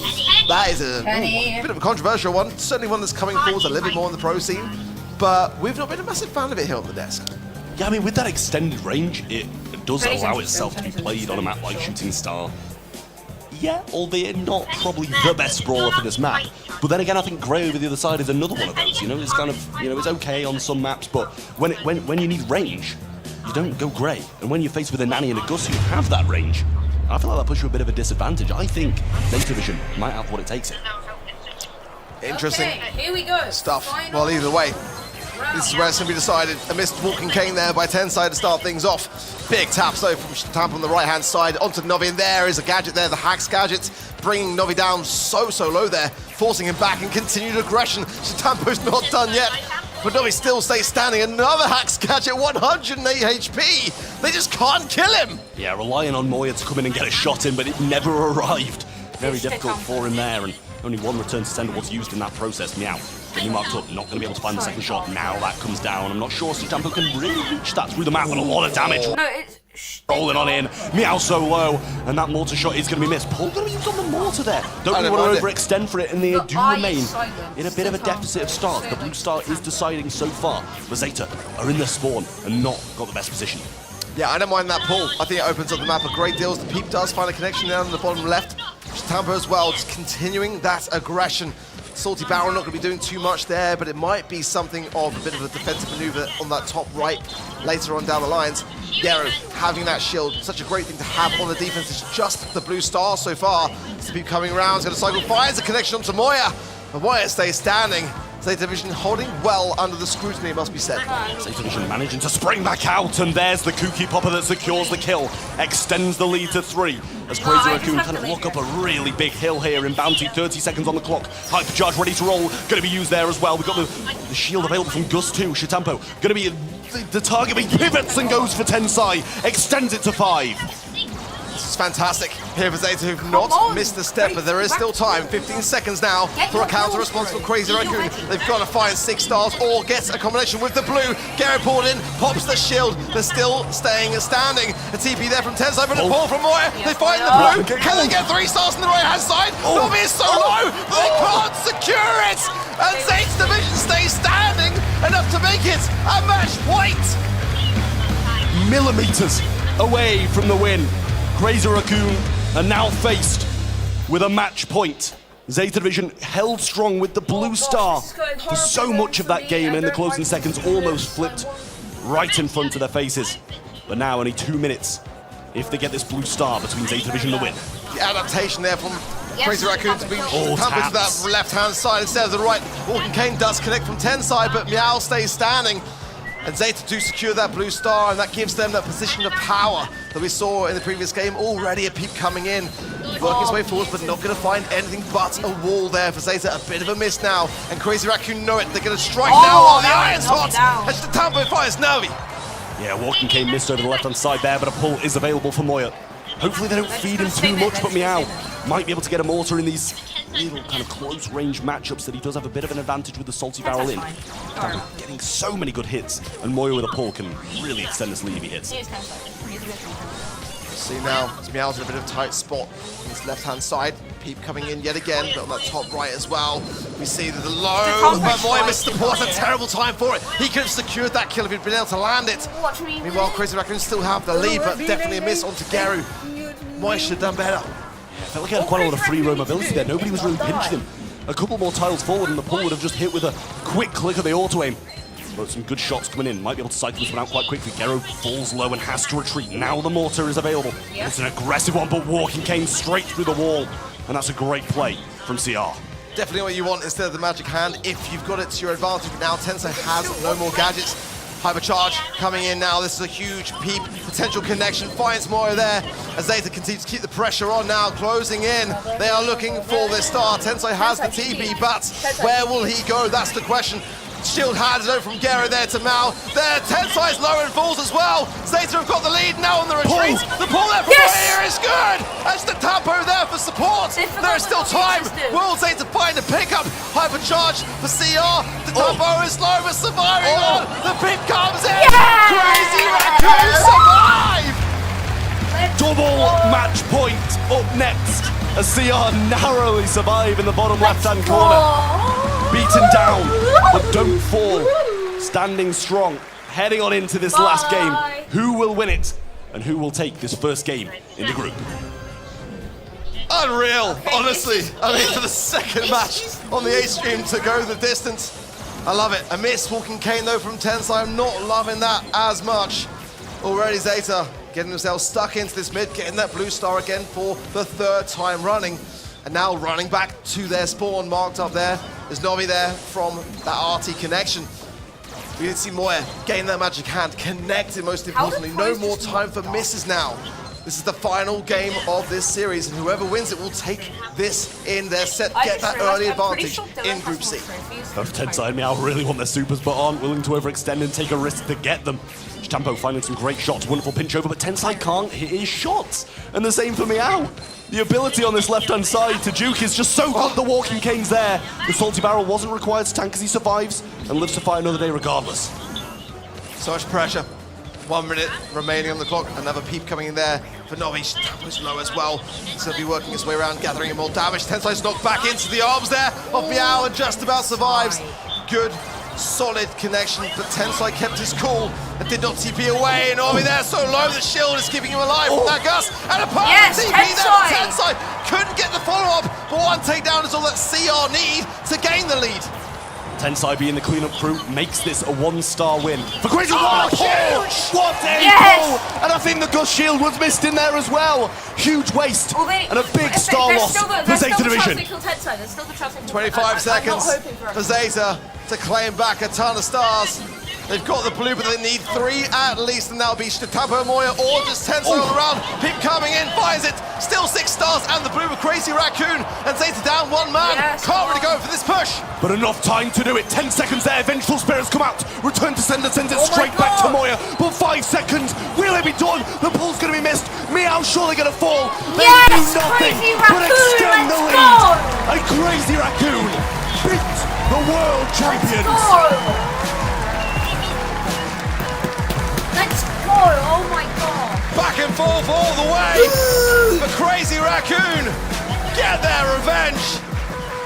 Who can forget last year when Zeta Division to knock them out of the 2023 World Finals to a 3-2 scoreline. Now, Crazy Raccoon put the world champions on the back foot in the earliest possible moment in Group C. It's really not a position you want to be in, taking those early losses in the groups, and I'm well aware that this is the group of death. People are going to be taking losses in pretty much every single game. It's going to be considered an upset. When the world champions lose in their opening game, it's a big story, and what a pull that was as well. Just beautiful, beautiful stuff from Crazy Raccoon all the way through. The pinching ability that this team has, the mechanics, is just unmatched. I mean, here at Tensai got all three, I would have jumped off the set, honestly. Unbelievable, just a couple of pixels away, but that was Moya's redemption arc, really, for me. Definitely had a bit of trouble connecting to some of those pools, but did land the ones that mattered the most. Tampo as well, as we said, coming out of the gate was just absolutely tapping on that RT pick, despite a huge healthy amount of DPS there for Novi. Just wasn't enough to carry then Zeta through, and Novi he just carried with those peeps. He really did cycle so many to the table, it just wasn't enough. And for Crazy Raccoon, what an amazing result for them to start off their day. I mean, I think you've got to touch on that, Penny. I don't think it can be ignored. Real tough stuff for Zeta Division. Not the best of drafts in the closing set of their first game. Tensai getting the MVP, and I think that is fair to say that is, well deserved. You can see how much it means to them as well. It's huge smiles. I mean, going back to 2022, though, I mean, they were smiling in the potential defeat that laid upon them as well. So realistically, there for Crazy Raccoon, they're always smiling. But nonetheless, I mean, a massively important victory for them, and a challenging one, to say the very least, against the world champions of Zeta Division. I mean, what a way to start things off. We've had so much incredible action. Take a little recap now of those groups and see where the scorelines have landed. It's been already unreal traffic. I mean, here we have it. We saw SK Gaming take down Elevate, and Pioneers managed to beat Space Station in quite a swift 2-0, I will say as well. As we just witnessed now, Crazy Raccoon beat Zeta Division in that final double match point. Humble were victorious in Group D over Rival Esports, and I think that's fair to say that I was kind of expected. We're looking pretty good for our predictions so far today, I mean, honestly, it's rare I'm not looking good for my predictions. But, come on! You know, I'm loving it. I'm loving it. I think, 4 for 4 maybe so far, so I think the majority of the casting team was aligned on them. I mean, honestly, it can still go either way for me. I mean, it's been that close. We'll definitely gloat a little bit, but nonetheless, I mean, when you look at the action that we've had, I mean, at any given point, it could have gone either way. But that is our second match down on Stream A. Plenty more where that came from. We're going to go to a very short break. You do not want to miss what follows. We'll be right back after this. going against Foot right now.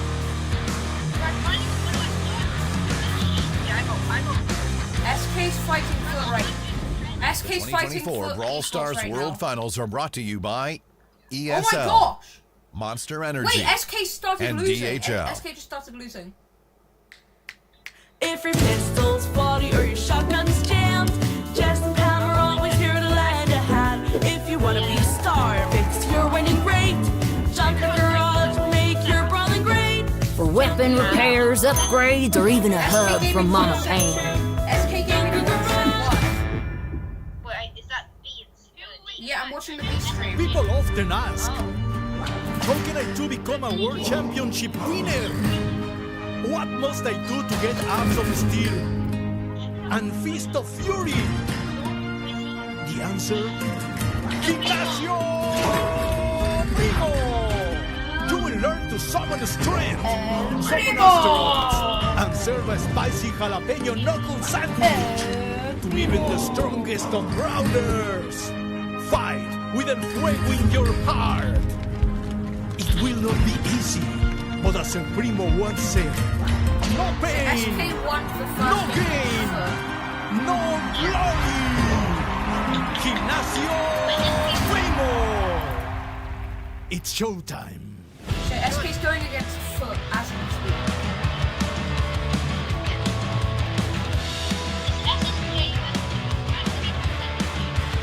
Welcome back to Superfest, and what an incredible opening day to Brawl Stars World Finals. We have had so far 2 sensational performances on the main stage from SK Gaming and Crazy Raccoon. We've got to say that if you win your group, it should put you on that smoother ride through into the finals. However, by having the top 12 teams in the world under one roof, anyone can pull out a phenomenal performance out of the bag at any time, and that is why we love it. So we have our next match ready to go on the main stage. So let's introduce your next 2 teams, kicking things off with a team that when they got on a roll, they are quite unstoppable. And with a new signing at the beginning of the year, have they found their missing ingredient? It's Maru, Mori, and iChaos. They are Reply Totem. Reply Totem is entering the stage.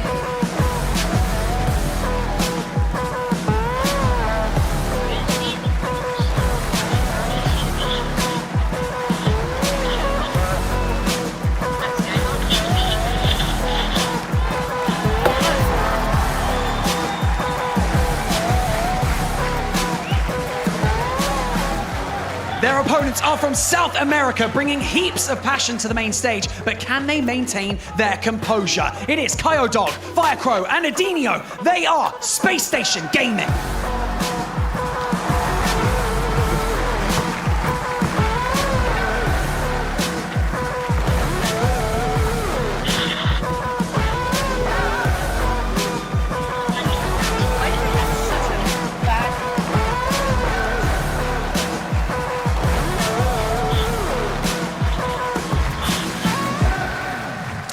Life or death it is right now for Space Station Gaming, and they face down the Broman Empire. That's right, Reply Totem, of course, with that same core. Maru, this time alongside veteran iChaos, are looking to make a deep run as a number 6 seed from EMEA. They blitzed through that LCQ to be here. The thing is, they had literally the worst run of any team at World Finals through the regular season this year.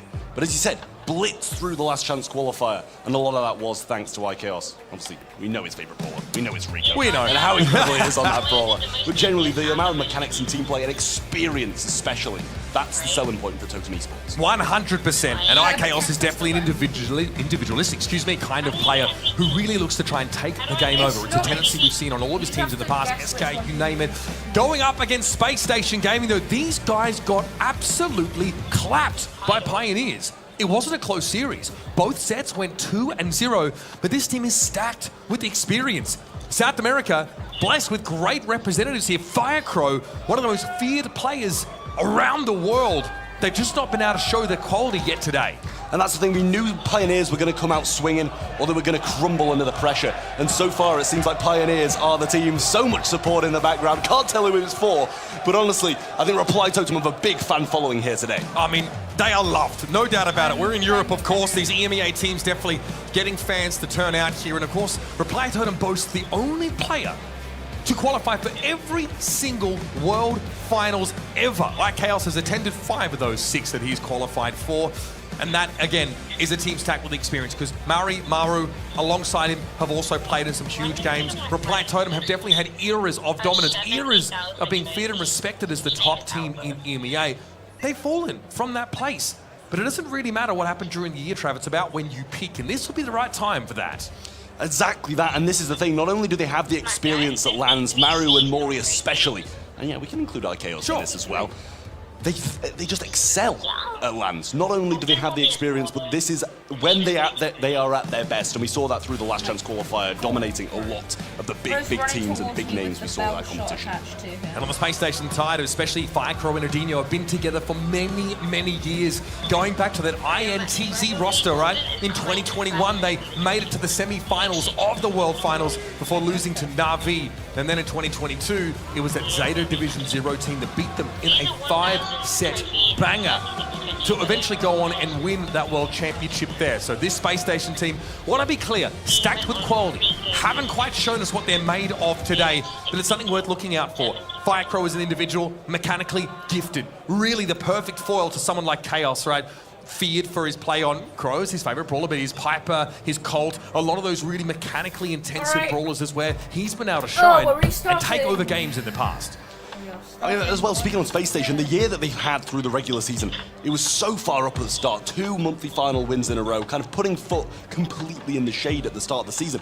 Then they started to drop off. The mid-portion of this year really wasn't the best for Space Station. They took a couple of losses to foot in those finals, but when it mattered, when they knew they wanted that direct qualification to World Finals, they showed up once more. And that's what they need to do here, right now. They need to play, they need to win, otherwise they're going home. And they are the only team here that have won 3 monthly finals in their home region. And in fact, they competed in every grand final of every monthly final. Space Station, over the course of the year, have demonstrated, the highest level of consistency of any other team in the world. Now, that South American region, you could argue, a little bit less deep than some of the others, where we have the 6th seed here from EMEA and Reply Totem turning up and making it to Worlds. But it would be such a shame to have, honestly, sick consistency, great results month in, month out in their home region, and come here to fall after really only getting to show on the B stream, of course, losing both those sets. They've got to make an impact here. It is do or die for Space Station Gaming. And the Broman Empire is rising up to stand in their way. SSG lose? Wow. I mean, I don't think many people expected Space Station to be predicted over Reply Totem, especially after their initial showing over on the B-Stream. They absolutely ripped apart by Pioneers, but we are heading on to Safe Zone in Heist. The bans from Reply Totem, well, let's get to that first. Angelo being the first pick, the ability to kind of hover over the water, the range, the super, and the amount of damage you can rain down on the Safe when using that super is unmatched. The bans from Reply Totem, there were the Kenji, there were the Daryl, and the Penny off the map as well. Chuck, Colette, and Mo taken away by Space Station. Makes perfect sense when Kenji and Mo would be the subject of bans, and getting Chuck out of the way is very important. Colette on this map especially can do far too much for free. Cycle that super, hit the safe over and over again. The Mel getting picked up here, it makes sense. Have a nice sharpshooter, decent range, control the middle part of the map. Melody as well is going to give you that all-in potential. And just a great amount of mobility. Space Station can use Adinho on offense or defense equally as easy. Yeah, it's one of those things where, Chuck's off the map. We need to kind of be able to spring up the map whenever we want. We'll take a Melody, and it does a lot of damage as well as you get those notes circling around you. And the gadget popped. You've got some good survivability as well up top in the map, or if you need to defend also. We're back over to Reply Totem though with their follow-up picks. They're going to need something that's going to be able to defend this Melody when it comes aggressive, because Angelo's just not that brawler. You can't auto-aim in a close range with him and get a lot of damage, and it's going to be Amber as the answer. Again, this is a long straightaway in the middle part of the map. Amber really punishes people walking at you in a straight line. Also can control zones pretty effectively with the threat of that super. 8-bit coming in as well to round out this composition. Great range, very high damage. Of course, being able to use a damage booster here. Maru Murray both can benefit from that hugely. It's a high damage, relatively low mobility composition here from Reply Totem, whereas Space Station still have an option to round things out. They're going to go with the Colonel Ruffs. It's been a while since I've seen that in competitive, I will say, but over the other side, it's got a bit of a risk of it being done very, very swiftly. If 8-bit gets on the safe with the booster, with the Amber along with it as well, and if the Angelo can get some supers and get those damage on safe, Space Station are going to have an issue. And I think adding on to that as well, Ruffs can't really pull through with sandbags here. Yes, you're going to be able to tank maybe an Angelo shot or two, but he's got 3 gadgets that can shoot through stuff. Amber can burn through those instantly, and 8-bit's got a bit too much DPS than to be able to survive. Yeah, it's going to give you windows of invulnerability, I guess, providing you're not facing that Amber down. Murray is more likely to have his mobility gadget active rather than the one that allows him to pierce terrain with those shots, so there is some utility to those sandbags. But frankly, Trav, Adinho is going to have to be aggressive. Space Station are going to need to use that Melody to punish these low mobility, longer range, high damage brawlers before they can set up shop and start raining down on the safe. This is the thing as well. They need the Melody to get the damage, not only open up opportunities as well, because Ruffs and Bell aren't going to be adding that much to the safe. Yes, here and there, Bell's going to be able to get a few bouncing shots back and forward if people are circulating it, and the same, against the 8-bit as well. But Ruffs, throwing a couple low damage shots, it feels a bit weird for me. Obviously, Ruff's shots can bounce off walls. He can make some use of it there. He can push up to push to the safe. We're playing Raw. It's a bit of a warm-up here, being undertaken by Space Station. Look, simply put, Space Station are playing for map control here. They really need to make sure they can get up into the middle of the map and be oppressive in order to give themselves a staging ground to start to push up onto the safe, to start to put that damage down. They have some all-in, but only from the Melody. And they're going to be outranged a lot of the time against iChaos and Murray, who, again, because he's on Angelo, can kind of be anywhere. You think it's only a small amount of this map that is really covered by water, but it gives Angelo, first of all, a free ticket to get out of his half of the map, so it's really hard to shut him in his defensive half, and also allows him to play an angle on mid that is really annoying for Space Station to deal with, because they ideally want to punish the choke on the map. They want to throw these bell shots in. They want Reply Totem to be grouped up. But Maru does not have to do that. He doesn't have to play with Chaos and Maru. Unless he wants to cause a little bit of damage boost, in which of course he can toddle over there and spend some time with the rest of his team. That's the thing, I think you've hit the nail on the head there in terms of what the teams have to do to be able to win, but Reply Totem, this kind of looming thing of being able to get so much of the safe down in one push, and not only that as well, looking at these compositions, you're kind of like, okay, if Reply Totem get control, they don't need to have it done in one push. They can play the slow game, they can pin their opponents in spawn, and I feel like that's kind of why I'm siding with their composition just that little bit more. I will say Space Station, they've got some big hitters. Bell can do a lot against this slow 8-bit, and especially when surrounding this turret, going to be able to get a lot of work done. But they're going to need the longevity from Space Station. They need to survive for long periods of time with these rough supply drops if they want to be able to get the job done here. We've had plenty of time to think and talk about the draft here. The current roster for us, I think, is the biggest question mark. Supply drop, of course, can be given over to the Melody, empower her to go a little bit more aggressively. And I think Space Station in hostile territory somehow, Trav.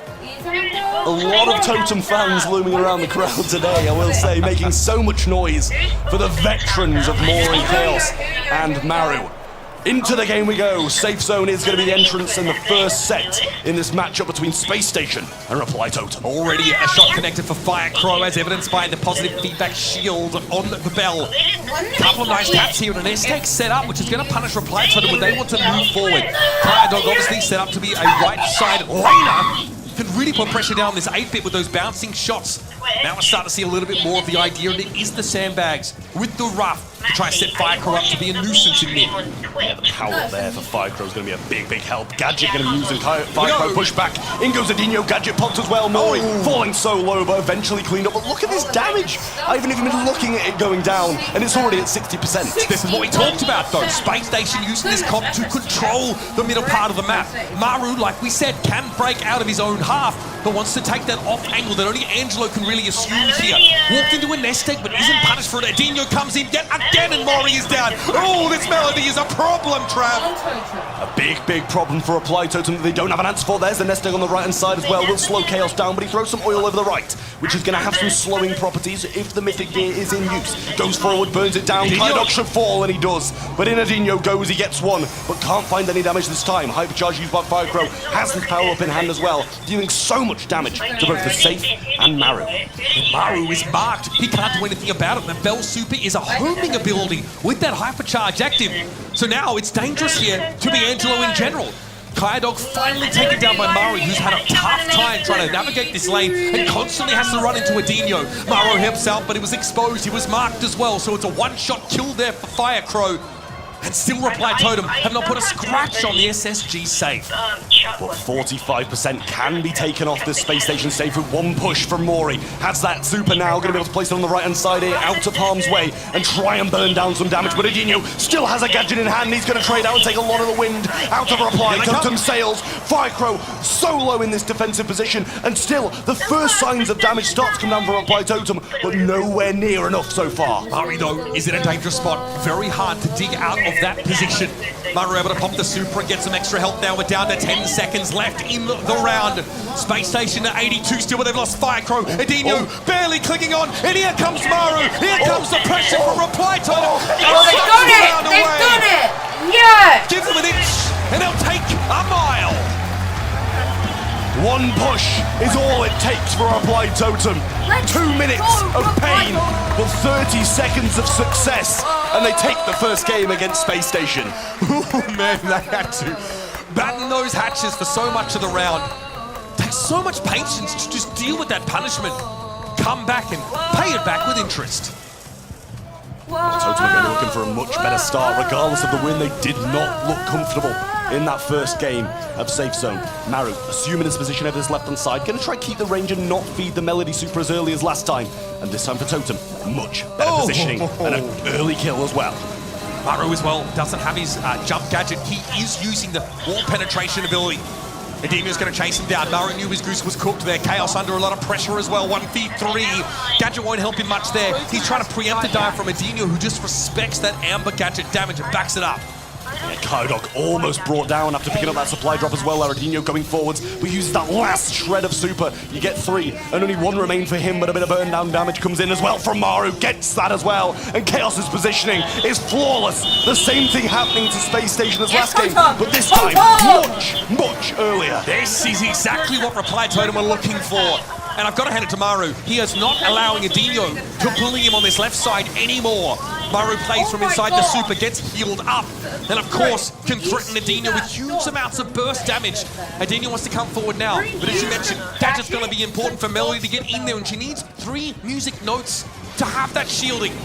So here comes Adinio, comes in, 2 notes, Maru getting pressured away, but Adinio has not really touched the safe. Able to get the 1, but Maru staves him off. Cycles the super back, but down he goes. Chaos now moving forwards, trying to pick up Firecrow before he can get to this super. Does make sure he doesn't secure it. Adinio trying to power through, picks up that power up along the way. Now making the move over the right-hand side, but runs out of supers. Can't make his way towards the safe just yet. And a good pinch between Mori and the respawning player will be a big help to Totem. Adinio's in trouble here. Very compromising position as Chaos eventually burns him to a crisp. Maru with the hypercharge super means he can move with it and get healed up. Virtually unkillable within that window. Now playing from within the damage booster. That terrain gets broken up by Kyodog's supply drop. 26 seconds left in the round and Kyodog is taken out of the game. Chaos wanted to come forward, but Firecrow had the taps to bring the Amber down. Not the time to go down for either of the teams here. Mori going to try and bring down Adinio before he can make the push around the right-hand side. 3v1 and Kydok all alone. 10 seconds. Goodbye to him too. And Reply Totem will add to their lead and take set number 1. Oh, buddy. What a statement to make for Reply Totem. We questioned the comp a lot for Space Station. We were proven wrong early, but the power of that 8-bit Amber Angelo combination for Reply Totem gets them over the line. Triple Maru jersey in the crowd as well. Paying pence to what Reply Totem have just showed there as well. Beautiful, beautiful stuff from them. And now just 1 game away from not only knocking Space Station out of the Brawl Stars World Finals in 2024, but in turn securing themselves a day 2 as well. How would that work for Space Station? Win 3 monthly finals, come into Worlds looking like the best team in your region, and immediately get dunked. Reply Totem looking dangerous though. Don't be fooled by that number 6 seeding they've been given. They come from a region that forges incredible rosters. And I got it, man, Mario looks sick. I'm gonna be honest with you. He really handled Adinio. Once Reply Totem got a feel for the tempo that Melody wanted to bring, they played just outside of Adinio's range. Maru didn't give that ground for free, threw down supers for the extra health, and dared Adinio to come up and challenge. I mean, you can see how much Adinio has done for this team, but all of that was in game number 1, and Reply Totem still managed to secure that as well. And these are the reasons we question the Ruffs. Yes, you're going to be able to provide some power-ups. He may have assisted in some kills from Adinio, but 2 kills himself, it's just plainly not enough. Not at all. I mean, we know what the Ruffs are supposed to do there. We get an idea of it. We see it play out. Supply drops are used to open up the map a little bit, set up some of your longer range brawlers, maybe allow Adinio to benefit from the empowerment of the supply drop itself. That Master Fletcher gadget use there by Angelo, the pick-off right at the start of that second round, really set the tone for Reply Totem to take it away. Now it's best of 3, folks, so Hard Rock Mine has to be victorious here for Space Station, or they are headed home. That is so I can't help but feel confident for the side of Reply Totem now. All of the crowd here in Helsinki backing them as well. Feel a very limited amount of Space Station cheers going on. And Gus is going to be the first pick for Reply Totem on Hard Rock Mine. This is definitely a pick to maybe set up another brawler for Reply Totem. It says very little about what the plan is going to be for their composition. Gus in and of himself, pretty powerful. The super knocks opponents back, whether it's used on Gus or one of his teammates. The Kooky Popper always represents kill potential when you least expect it. Space Station need to be very careful of that 3rd balloon that hits. Here comes the surge here. very high damage brawler, one that can really dominate a side lane. Yeah, it takes tanks out of the mix, which is kind of what you tend to see coming in down the lane when you see Augustus the first pick. Penny going to be rolling back on in. Not got the highest success rate so far, and we do keep on, it keeps on coming back. Oh my and I'll gosh, keep on questioning it until it proves me luminosity. Yeah, we've seen it on Heist, fair enough, I guess. We've actually seen it on Out in the Open in the past, right? That Heist map we just saw, excuse me, to put pressure down on the safe and make it hard to actually defend a bit here. I chose Zeta because... Might even see it be a mid. Salted Arrow used quite frequently. So here's that tank that we sort of saw Reply Totem telegraph here. Picked into the Surge, no less. Yeah, we kind of expect to see that staved off because of that first pick from Space Station. It's not hard to pivot when you're with the Gus. He's capable on his own regardless of not being able to provide a shield to a tank. But they're just going to run the Daryl straight into the Surge. I mean, who can blame him? With that rework, giving him 2 rolls for each super he earns, it becomes a much better brawler. Nita to go along with it as well. Not only is that a great pick on the lane, but it's a great pick to take away from Space Station 2. It's also, it just represents a huge amount of pressure across the map. The Clancy gets picked up here. Well, again, at level 3, probably the scariest brawler in the game. Does an unbelievable amount of damage and gets an empowered super as a result of that. But, you know, seeing the Nita coming in, hypercharge, of course, legal here for Worlds, so means that Bruce is a real threat, especially with something like Faux Fur, to reduce incoming damage. Reply Totem are making a real gambit here for map control, trying to shut Space Station away. But as soon as they get rolling, as soon as the Surge gets leveled, as soon as the Clancy builds credits up, that's when Space Station will be at their peak. They're playing 2 brawlers that get stronger in the long game. Dash day 1. Yeah, Clancy. Definitely going to be a big help against the Daryl, and the same goes to be said for the Surge too. I just still have to question Penny mid. Yes, it's going to be okay against the Gus. It's got some more range thanks to a nice little balance change that Penny got. But is it going to be enough to stave off the Nita Bears? Yes, splash through them, but the Daryl rolling in as well is just such a big thing that you've got to account for when you're playing that mid. I mean, that is a brawler, much like, you know, Clancy, that doesn't want to be run up on, that doesn't want to be pressed in close quarters. Again, we like the look of Reply Totem's composition, at least that's the vibe I'm getting for you here, Trav. Space Station have access to 2 of the highest damage brawlers in the entire game, and Penny's no slouch with that metric either. But this is gem grab. This is about having a safe mid and keeping them alive. Reply Totem want to push up the side lanes with their tanks, be really annoying to duel against, and you'll see early in the game, they're going to have such an advantage in those matchups. They need to really snowball those, make sure Space Station never actually get into the round. We're going to need a quick win for Reply Totem if they want to be able to win this one, because Surge and Clancy, when powered up, are going to be devastating for the Daryl. And the same goes for the Gem Carrier as well. If you've got a level 4 Surge with Hypercharge running at the amount of range, the amount of spray that can happen with that Hypercharge, on top of the brawlers like the Penny, who's going to be able to splash through this Bruce, like the Clancy, who's going to be completely leveled up by the end of this game, I'm sure, against the Daryl. And if not, something's gone wrong. This, of course, is Reply Totem's first outing for 2024 Worlds. Regardless of the result in this match, they will be facing Kansas City Pioneers in their last game of the group. That will be a blockbuster, but this one promises to be spicy as well. We're jumping into Hard Rock Mine, folks. Space Station must win this set. Chaos picking up an early gem off his side. Mori, you know, over the right side, Maru's just going to stay nice and safe on this right-hand side, stay out of the way of Adinho's shots, but now he's sneaking up, finds some great shots and a little bit of an overextension, but he's earned a good amount of that power-up. Yeah, gets good damage, almost to silver, but Chaos snipes him away. Here comes Maru with the tar barrel for the slow. Kyo Dog at least has to level up for that invulnerability frame and avoids being taken down, but Maru can do that over and over again. Totem are well aware they need this early win, and that's why they don't mind feeding them early on.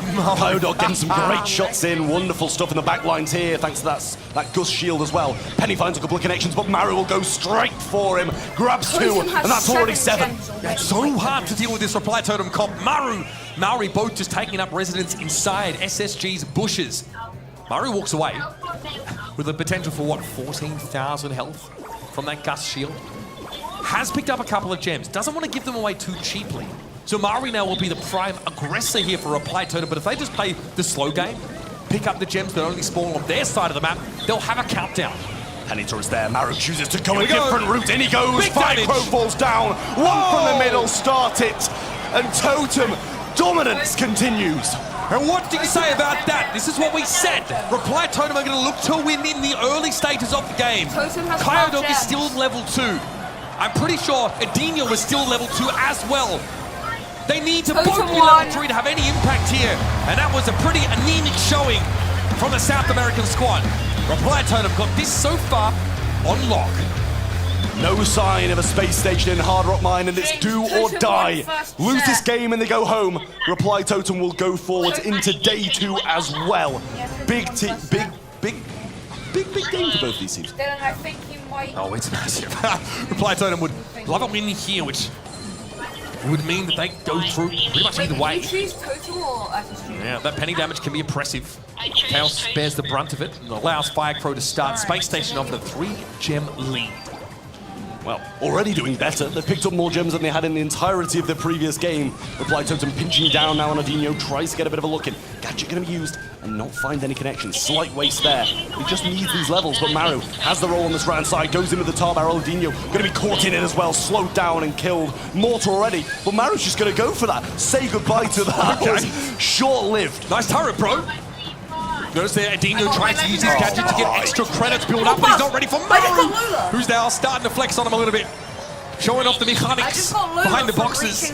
Firecrow's been pulled away from the middle of the map as well. Maru is running some deadly interference, and he gets a kill there as well. SSG. Sheer audacity. Reply Totem with. Slightly, but down goes Chaos. The mid is completely open now. Bear barreling down this left-hand side, trying to leave these gems. They don't want to pick them up. They'll wait for the Gust to come back and reclaim them, but puts himself at risk instantly to do so. Maru's going to pick up some as well. Here comes Maru. He's in a great spot. Oh, Adinho gets level Adinho 3. with a He kill, managed to and get now value off the 6-6. gadget that doubles his incoming 6-6 tokens from again. damage done. So now Clancy's at his strongest. Kyodog also level 3. Winning. So much power from the space This- station side and right now, and this is SSG what Totem didn't want. is They currently don't want the winning late this game. set. Mori solo and with 3 gems, and he's got to be careful. There's the And they're pinch. getting a lot Adinho will of swoop gems. them straight up, but Maru going in himself. Shield provided, Maru goes but it's just in. not going to be enough. Kyle. Hypercharge is there, and level 5 Kyodog does it all Oh my for God. Space Okay, Station. they're pulling away the With 10 fight. seconds left, Oh, Reply Kyodog. Totem have got to Oh, they find took hard Kyodog. engage. And they might Maru just getting cook. peppered I down. think they're cooked. I That think surge is Totem looking is terrifying. cooked for this Rory set. wants to step up here now and find Adinho, but he carries no gems. That's got to be Maru going in, but there's nothing to be done. SSG won second set. Finally, we get to see what Space Station can do. SSG And that's their needs first to win game on the this board set. at World Finals here as well after Well, a they're clean out. sweep from Pioneers. If SSG They doesn't fend win off Reply this Totem set, for now, then at they're least. Still done. do or die. Will Reply take it? Will Reply Totem take it and go all the way to day 2? Or will Space Station live to fight another day?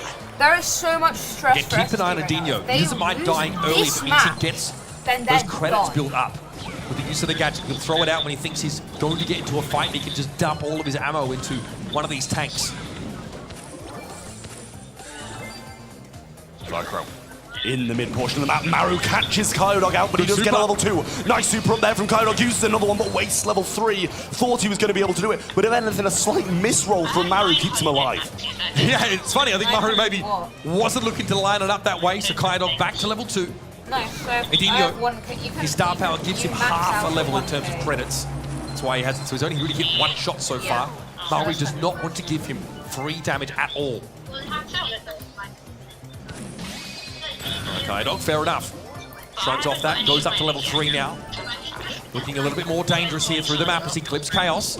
4 gems to Chaos's name. Nice little dodge. Kuki Papa used. Maru wants to try and follow up on the damage. He gets Kyodog. Resets that Oh my level a God, little bit wait, more. where's Firecrow? But Maru Have 5 not going to gems. stick around. Maru's now been able to slip up that right-hand side, and Adinho is really struggling to find damage. That Clancy looking more like And now Plankton right now. Maru's cooked. Maru drops, but wow. job done. Reply Totem It's 6-6. even in gems. Mori with some great positioning, but on the flip side, Kyodog's got more of the same shield provided, but Maru with a beautiful roll, 4 hits. Firecrow in a compromised position, 7-7. but eventually Mori's cleaned up. 7-7. Adinho will move up the Firecrow. right-hand side and try 7. claim some of Reply Totem's And territory. He's very Adinho's close to level 3 as well. Adinho's in Adinho the about base. to become an absolute menace. Pops gadget, Mori sees it, doesn't actually hit him, so nothing gained for Adinho during that window. Now the pressure mounts and Chaos cleans him up. Super available, in goes Maru. 15,000 points of pure HP, folks, and Kyodog is feeling the pressure. Oh! Maru moves up. Now forced to back away a little bit. That's Dino close, is barely Dino's alive. about to Here die. comes the bear. Dino's Viper about to needs to die. walk away from it. He I knows told he's you to faster. 10 gem. But now he's forced into the corner. Maru comes in. And This is Maru dangerous. gets the Another kill. super Oh, build wait. up there for the Daryl, but Firecrow's still healthy. Oh my Oh my, goodness. wait. Reply Wait, to wait, let it wait, slip. wait. Chaos got picked off in the middle of the map. When did the Gus die? Space Station living to fight another day, but down the bottom of Dino will pick that up When did- now. when did Countdown Chaos starts start? for Oh my Space gosh, Station. SSG's Kaido comes winning over shot again. there as well. I think they can't even hit for a mid either. That's only 10. They need another one. They They have need a to get a kill, reset. they have to get a Maru kill. gets super, but he falls They're gonna down. have- they're gonna have enough Totem time to get can't another get it gem. They done. need to just Gets go. so Oh, low. gosh. He goes down. And Space Station will drag it to set SSG. 3. Oh, man. Oh my god. The 2-1 gods say not today. We're going to keep it rolling. Every match a banger so far here on day 1 of the Brawl Stars World Finals. And Space Station Gaming, the #1 seed from South America, gets into the game. Refused to fall. I want to see this back. I was expecting Totem to walk over them, but eventually Chaos went down in the back lines of Reply Totem. Must have been a great pinch from Adino coming in there as well. Wonderful Satan stuff from v Space Station to be able to Luminosity turn this one happening in around. 1.5 Of what minutes. looked like a Reply Totem win. Again, if Space Station have the ability to control the pace of the game, if they can drag it out like this, then they're going to be I don't stronger know, give pound me for pound. 1 Their second. brawlers just hit harder. Once Kaido gets to level 4, Adino here, he's gold. So every shot comes out, double shots come out. Also that super hits See you in a very, sec. very hard.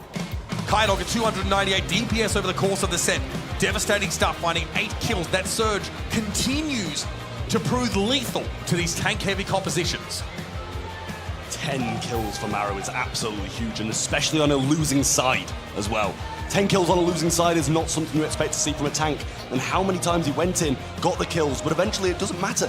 Once Space Station were powered up, it was out of Totem's reach. Tough game for Murray, I think, in general, on that meter. Constantly outranged, constantly trying to deny value away from the Clancy. But that means sometimes when you see that gadget pop, you can't really fight him. You can't walk up on him. And Dino is able to use those windows, at least if he can't gain credits with that super, at least generate enough threat to keep the Nita, to keep Maori at bay and drag the game out further. Beautifully done for Space Station under immense pressure. Facing elimination, they get it together. And now the #6 seed from EMEA starting to feel the pressure. We'll be heading on to open business in Hot Zone to decide this one. Space Station want to battle out. They want to get this win. Reply Totem know that if they win this one, they go to day #2, whether that be in the first or second seed. The bans are in. Kenji, Larry and Laurie and Mo over the left-hand side, and the first pick of Clancy for Reply Totem, whose bans will be the Stu, the Mortis, and the Frank. Once again, Clancy means you want to play for a longer game. Some game types in Brawl Stars simply are longer by definition. They tend to be dragged out a little bit more. Yeah, some key bans of Frank obviously getting taken away. We saw Pioneers. Second best over on the B stream. They looked absolutely terrifying on that brawler. Showing us exactly why he is so powerful. Saw it obviously from the earlier matches here on the main stream too.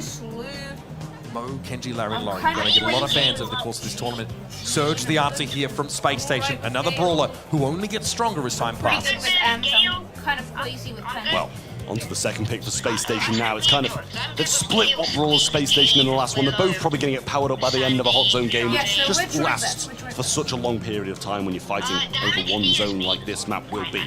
What will Space Station add to it, though? That is the question. Look, I like the Clancy here. You've got to be fighting. You're taking damage. You're dealing damage. Like, this is really an all-in kind of map, so you will build that up pretty quickly. The kids here, more likely intended to combine with the last pick here for Space Station, but again, if a map like Open Business, you can really close the gap. You know, that cardboard box gadget is very helpful, of course, to get Kit within striking distance, and at this level, Kit is used far less supportively and far more aggressively to set up one of those stuns on an enemy brawler to blow them up. It's interesting to see here. Yeah, I mean, it kind of seems like they're trying to get Reply Totem to overcompensate for a tank or something like that, and then be able to just take a clean third pick and have Kit just do the same thing. They're going to go with the Barley, combat the Kit on the back of something with a thrower of their own. It's an answer, but Space Station can surely just go quite aggressive at the end of this one. You have sustain if you take the the healing tonic. Throw that gadget down and keep your team healthy, because they have to be on the point. They have to fight on the point itself. And also the way this map is set up, throwers can get quite close while still playing behind those walls and be an utter nuisance. So expect Chaos to really have a lot of damage being dealt over the course of this set. And again, last call, that super from Barley is pretty straightforward, folks. It covers a large area of the map, does damage over time, and here's the Amber. This is such a no-holds-barred brawl composition here from Reply Totem. They really want to get good AoE coverage with their damage, even the Clancy super as well. Very effective at covering a wide area. Yeah, I mean, Gus going to be rolling on in then for Space Station's last pick. You know, if you didn't have the Surge, there'd be a big opening for a tank here, but it kind of just seems like Reply Totem going to try stay out of the way, probably move the Barley over to the Surge, prevent those levels being gained.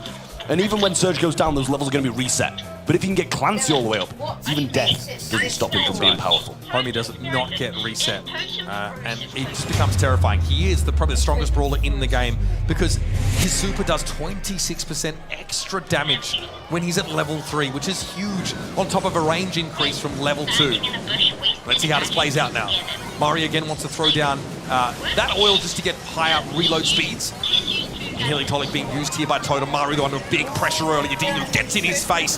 Kyodog also with Gadget Pop. Totem respected now as that expires. He walks away after taking a tickle. Reply Totem need to get front and center on this point. I mean, Chaos has thrown out gadgets like they're just not limited. He's used so many already. I think that's probably 3. Maybe using that 4th gear gadget. Might have to here. I think it's probably the best option. You don't really care about speed gear so much. You have the shield already. Here comes Edinho again. Oh, clever. They give the Gus shield to the kid as he dives in. Makes him harder to peel up one of your brawlers, but that blows up in Space Station's face.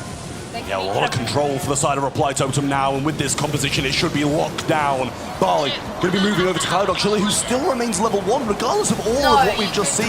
He's still level 1.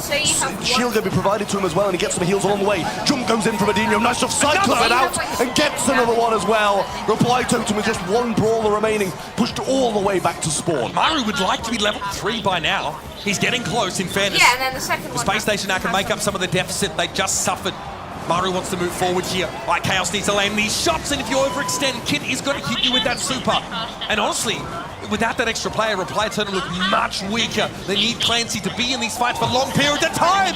But the cycling of the supers here from Edinho is too much. And Kyodog's going to have a level 3 when he levels up as well. Totem need to fight back. This running away from them. Kyodog jumps in on the Barley, tries to keep them at bay. They kind of need to ignore him, but at the same time they can't. It's ticking up, but they get them off the zone. Hypercharged Barley goes in, pinned in a corner, but Chaos will fall regardless. What a shot! Steps on that hypercharge by accident, and now it's a battle for the mid. It looked like Kyodog might have been able to survive that. This would look very different had that happened. Here's Maru, though, level 3 finally. Edinho going to dive in. They blown to smithereens. Space Station Gaming. Where have you been all day? All it took to get started was staring defeat in the eyes and saying no. Space Station on match point now. And Reply Totem, who had one for themselves in the previous set, are now in a really tough position. Turns out imminent death can have a very motivating effect. Trav? Who would have thought? Here we go again. Space Station with that first round here. Reply Totem now at risk of seeing this game slip between their fingers. Better win. Was here again, straight away. Healing gadget being used there by Chaos. Edinho dives in, but the follow-up isn't quite there. He has to get it done himself. So that results in a trade, but elsewhere Kyodog just wins out against Mari. I mean, what a start for Space Station again. Totem backs against the wall now. They need to get this happening. Another gadget being thrown out there by Chaos. Edinho super in hand. Kyodog can use the gadget as well. Super thrown out over the right-hand side to the left by Chaos. Not really finding too much, and more healing provided. They've got to get on the point. Reply Totem haven't started accumulating any of that capture progress yet, and this could be ugly. That's the 3rd gadget used from Chaos, and it barely gets his team through the fight. He doesn't want to step onto the point either. Kyodog is daring him to challenge. Looking absolutely dominant right now in this surge, and Chaos just gets flattened. I mean, it was almost 50-0 before Totem even stepped on the point, even thought about it. Kyodog level 3 over the right-hand side. He's got some pressure and can keep Chaos back for now. But eventually he's fighting. He's battling out. Shield used on himself by Vicro. Super rains down from Maru, but the jump from Edinho will say no to that. A super, the last call from Chaos, tries to fend off Kyodog. But still, at this long-range open matchup, he doesn't stand a chance. Chaos needs to stand on the point, which is not where Barley wants to be, but with the lack of teammates, he has no choice. Mari wants a bit of that extra reload, but Firecrow's hitting awfully hard, and Mari's going to go down here. Time is short. Space Station with a huge lead, and they're continuing to extend it. This is getting dangerous for the Broman Empire. Totem falling apart. Maru got this level 3. Needs to use his super. Kaidok gets shielded my up. God. They stay on the zone a little bit more. 16% is all they need. A super thrown out from Mori now. Pushing them back 84. bit by bit. Adinho trying to get a little bit of super. Needs to jump on someone. But the hits from Kaidok are so influential. Trade, hypercharge, and Space Station gonna wait for the opportune moment. Good coverage with that hypercharge from Chaos. Reply Totem clawing their way back into the game, but Space Station is 16% away from having victory, and in they come once more. Adino gets the trade at the very least. Maru goes for the super, but nobody out there to be impacted by it. Kaidok backs away, gets himself that hyper, looks to try and take the fight, but that shield's about to expire. Reply Totem have almost caught up. It's now 4% separating these two teams. Maru looking dangerous, throws the torrent out. Firecrow trying to get around the corner of Reply Totem. They might have this one. Adino dives in. Mori on the point. Reply Totem. What a clutch! SSG's done. SSG is What done. a comeback for Reply Totem. And now it's them who are staring the death in the face. And they've woken up as well. What a double match point we're about to witness. This might have been the most insane day one of any Worlds I've ever seen. Space Station are up for the challenge. But Reply Totem hang on in that second round, and here's the decider. Space Station must win here, or they'll be going home. Reply Totem, a win here, puts them into day 2. Only other match in that group Already is available for Adinho, but Kaidok's trying to stay away from Chaos, who's doing so much. Adinho jumps on in. He's gonna go down. Last call comes in as well. Kaidok's so low. And SSG, what started as a perfect set, is slowly slipping away. Maru level 2 now. Starting to get a little bit scarier. 38% and counting. Adinho trying to build a super. He's got it available. Another healing tonic thrown down. The dive pulls out short. Adinho misses. And now Reply Totem at 50%. Firecrow needs a shield to keep himself alive, but is that the moment to do it? It's running away. 60% lead near enough for Reply Totem. Eventually Chaos will fall, and SSG get a lifeline, some control, and the percentage starts ticking up for them too. Mari pops that gadget. Reload speed coming through. Firecrow goes a little bit low now, but has a super up. Adinho! Oh, they can't get it healed up in time. Kyodog gonna be the one to get the shield instead.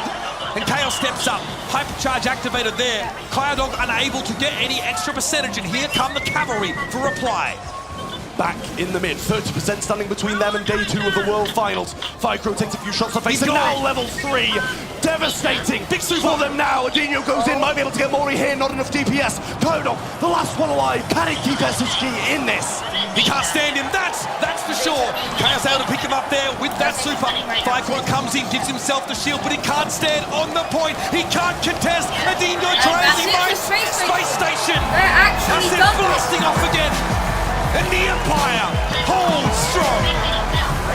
Yeah, Space Station actually done. What started as smooth sailing for Reply Totem ended with it going all the way.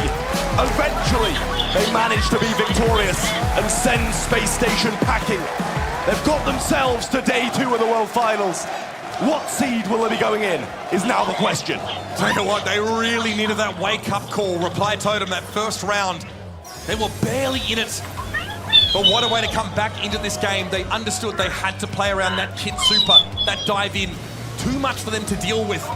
Maru, as the games went on, he's able to build up that level 3 a little quicker and start to use it to pressure these Space Station brawlers down. Quite liberal with his use of that super. Again, you can just see how terrifying he is. And Chaos had to use every little bit of healing he had with that gadget available. And early when they popped. I mean, we saw a match point for Space Station in this replay. They had a 30% lead. They had a triple kill. They only needed 30% as well. And it still ended up being a Reply Totem win. How hard they had to persevere through that. It's just unthinkable. In terms of kills, it's all Space Station. But Reply Totem got the time on the zone. Heartbreak. Firecrow, 327 DPS. Kaidok with 15 kills, and still it was not enough. Reply Totem had to fight their way through LCQ.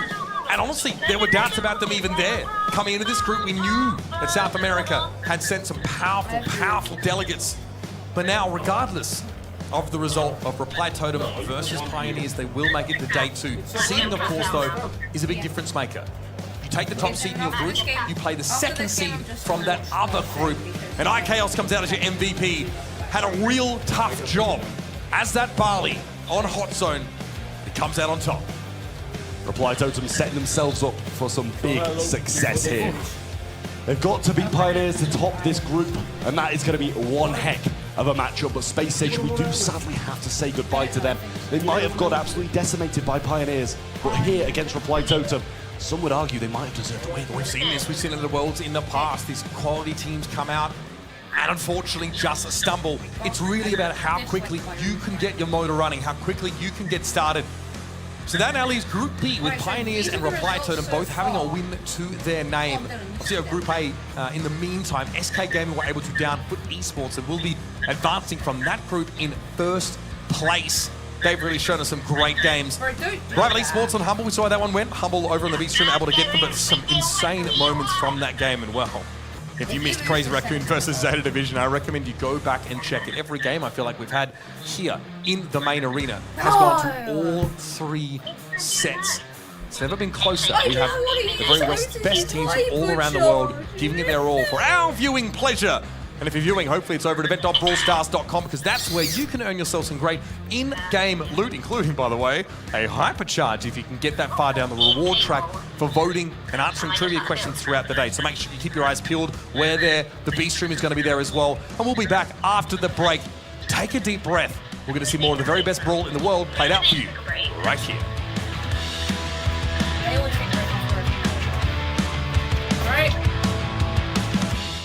I will. 2024 Brawl Stars World Finals are brought to you by ESL, Monster Energy, and DHL.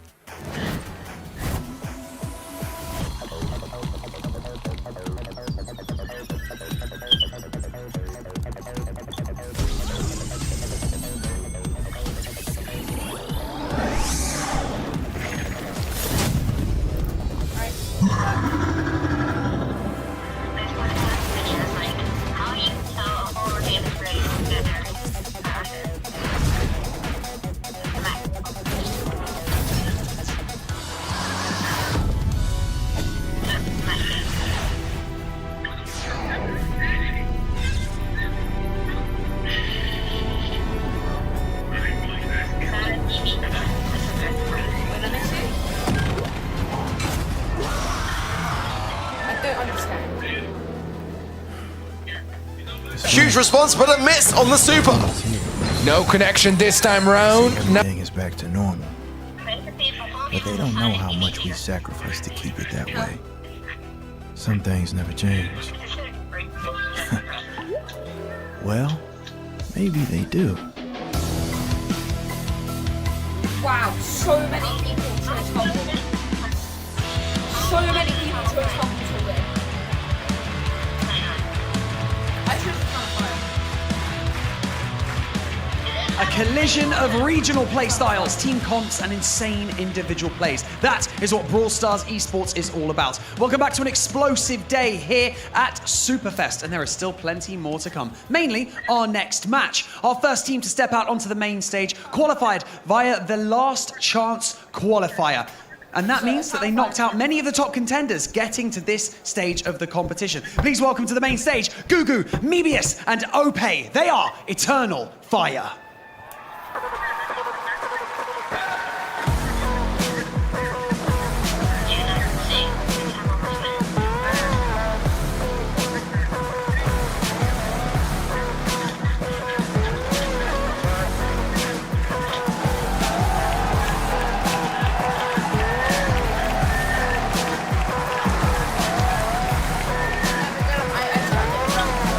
Their opponents are an impressive roster who keep surprising everybody along the way, but let's see if they can continue that trend. It's Semantic, Lukey, and Boss. They are Humble.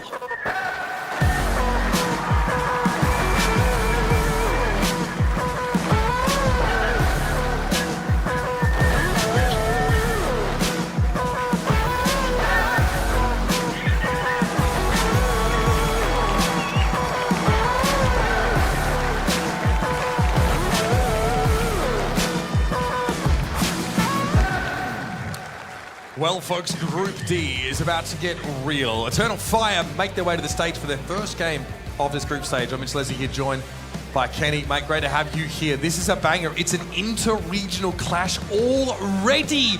And there's a bit of bad blood there, if you remember Ope on SK last year, getting in the face of Semantic and Foot after they knocked them out of the World Finals. Time to settle the score. This one's personal. It's EMEA. It's a little bit of a revenge arc as well, in a sense. I mean, Semantic finally got his first ever win over somebody outside of mainland China, but I know he wants more. This is just different. On the other end, though, Eternal Fire, Ope knows how to deal with being an underdog. Absolutely. I mean, he was saddled with a lot of expectation on that SK Gaming roster and showed as a young player he really had what it took to be a great leader. These two teams, of course, they know each other really well. They're from that same region. But let's have a look at Humble, because I tell you what, coming out of EMEA as a #1 seed carries with itself the weight of expectation. Kenny, are they up to the task? I think so. At least that's where I'm going in terms of predictions. And they were the #1 seed in EMEA all year long. And a big reason for that is Semantic. The experience that he's had, especially considering this roster was kind of thrown together.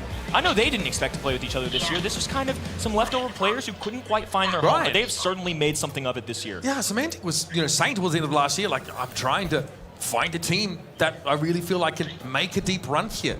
So he turns to, this roster, of course, which has turned out to be fantastic. I mean, Luki, player that doesn't get talked about enough, the winner of the 2023 Brawl on Door Rookie of the Year award, young player, but extremely talented. And alongside Boss, this team has really made waves in their home region. They recently played up against Eternal Fire. It ended up being a 5-set series in that last monthly final in EMEA, which Humble were able to take, but it was a close one. Eternal Fire have really grown in strides over the course of this year, but this is the time to come alive. This is the time to peak. And for Humble, it's a matter of demonstrating that same level of supremacy as we saw domestically.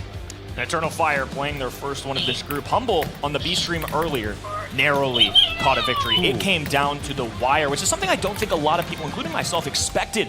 Humble, though, if they take care of business here and they go 2-0, they will be leading themselves to another day. That would be a big deal for this squad. I mean, coming out of the group in first seed as well is pretty darn important. They'll be taking Group B's #2. We're going into Heist first. Folks, it is safe zone time. And you all at home at event.brawlstars.com have Humble to take this game. And I'll tell you what, in the arena, the French support is pretty real. Now, shouldn't be surprised, because every World Finals we've had, the French turn out and make it happen. Jumping in here in just a moment to our picks and bans. What do we have on deck? Ope had to do a lot of the calling last year on SK Gaming, definitely got involved in a lot of that draft discussion as well. Whereas Semantic on Foot, I feel like he did a huge amount of it. He, alongside Drage, really put their heads together to try and craft the best comps possible. A team that wanted also to set Lenar up for success. A lot of passion going to be shared on this stage, and the ban's finally getting underway. A double Kenji ban. Really interesting to see this, especially on a map like Heist, where you don't always necessarily see that, but I think it goes to show the prioritization these guys have about this brawler. Yeah, I mean, absolutely terrifying. We've seen him in the hands of Crazy Raccoon. We've also seen him used by Elevate. Sometimes you craft comps around the Kenji to shield him up as much as possible. Get Gus in there. Obviously use Kenji's incredible kit as well for damage mitigation and healing to jump in and get those key assassinations. So, Nani on on a map like this makes perfect sense. These peeps come in, can put a lot of pressure down. Chuck! Okay! Chuck picked up here for Humble. They've tipped their hand early in the draft.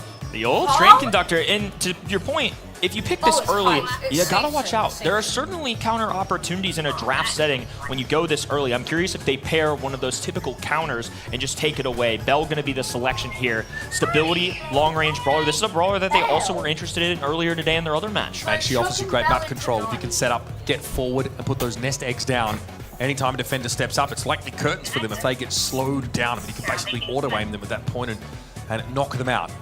So for Eternal Fire, there's a question of how do we advance our own game plan and what do we have to answer a Chuck?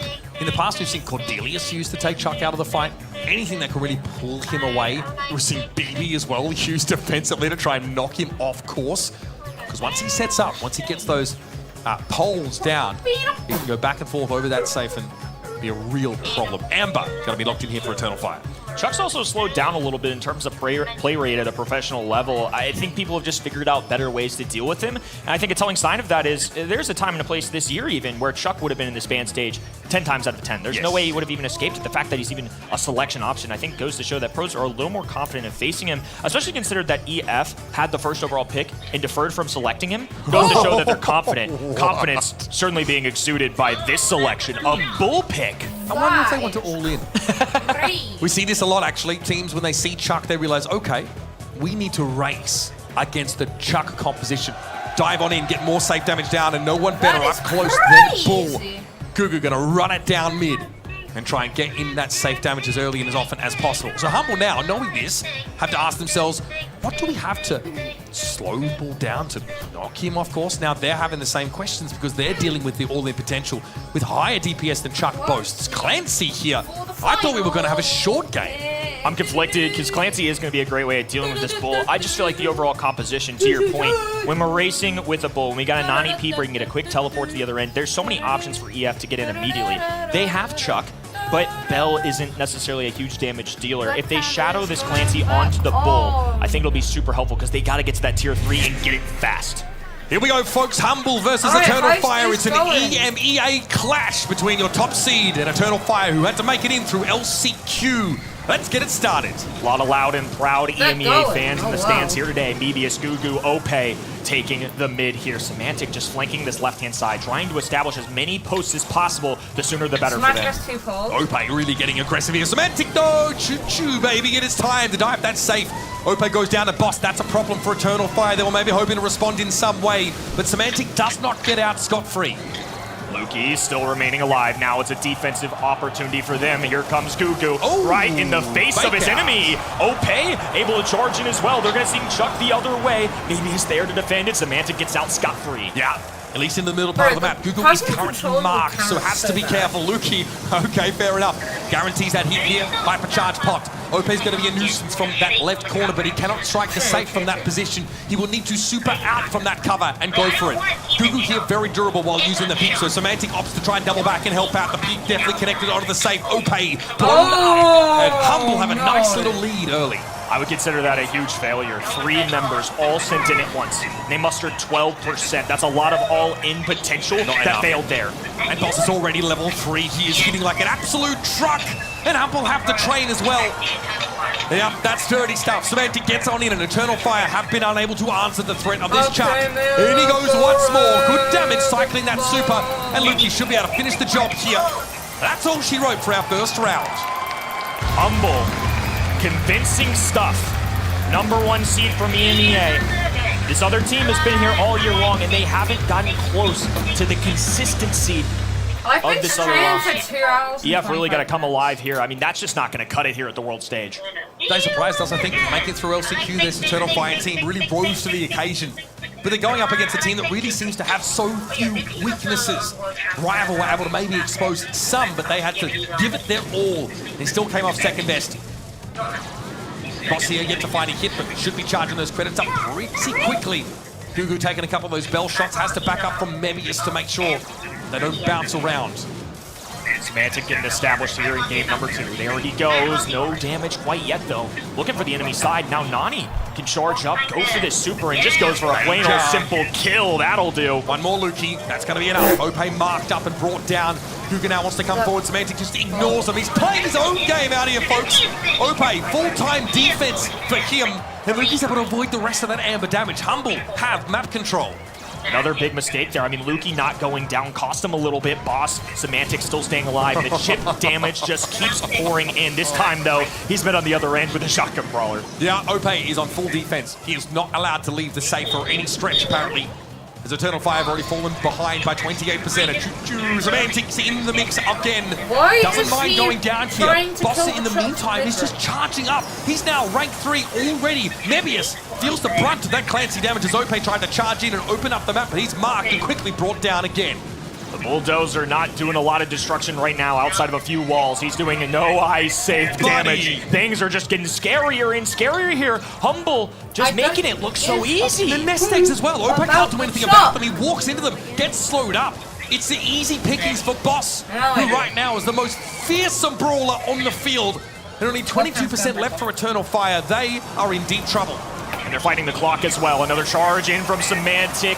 7,000 HP, all that remains, and now it's EF's turn. They have to get to the other end, but they're not surviving. Humble clearing the stage here. Just a few more shots, and that's all she wrote. Humble up 1-0.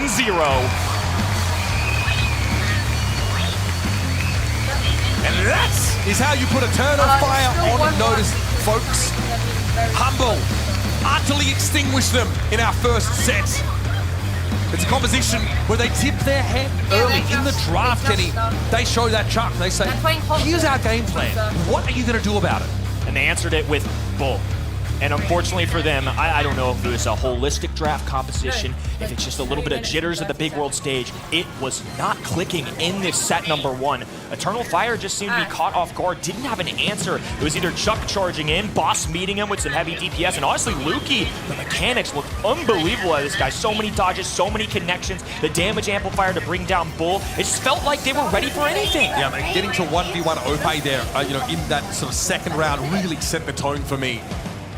Doing a lot of those hypercharges, guaranteeing marks against the Bull especially, really cutting down that durability. 462 DPS and 10 kills. Lukey is on fire. Lukey started the day off pretty cold. He was a little costly for his team in the opening set that they had in their first match of the day, but since then, he has been unreal. A pivotal part of this team's success, and the fact that Abel has 462 DPS, that's insane. For Abel? Yeah, I mean, the consistency that he's being able to put that damage out, especially given that Eternal Fire aren't grouping up to allow the Bell to get free bounce damage in between them. And the map control translating into those nest eggs being deployed makes it hard for someone like Ope to really get in anyone's face at all. All right, we're going to move on. Hard Rock Mine it is, and for Eternal Fire, they've just got on the stage. This is their first game. They aren't going to be given a lot of time to shake these jitters off. There's not a lot of room for error. I mean, especially in a best of three, one bad draft, one bad set can cost you a day number two. Eternal Fire obviously have this match and one more for the rest of the day, but Humble, with a winning set here, can secure themselves a guaranteed spot in our quarterfinals tomorrow. All right, Semantic wasting no time here and getting the Rico in hand. Big, very popular pick, rather, for EMEA. Saw Joker showcase it in that first game for SK Gaming against Elevate earlier on. Gus has been popular, especially when facilitating an individual brawler who wants to go aggressive, but again, Kenji's have been banned out here. Mo also banned by Eternal Fire. I like the Gus response. I think this is a good mid, and Rico on the other end, a heavy damage dealer. I feel like this is just kind of a textbook draft so far.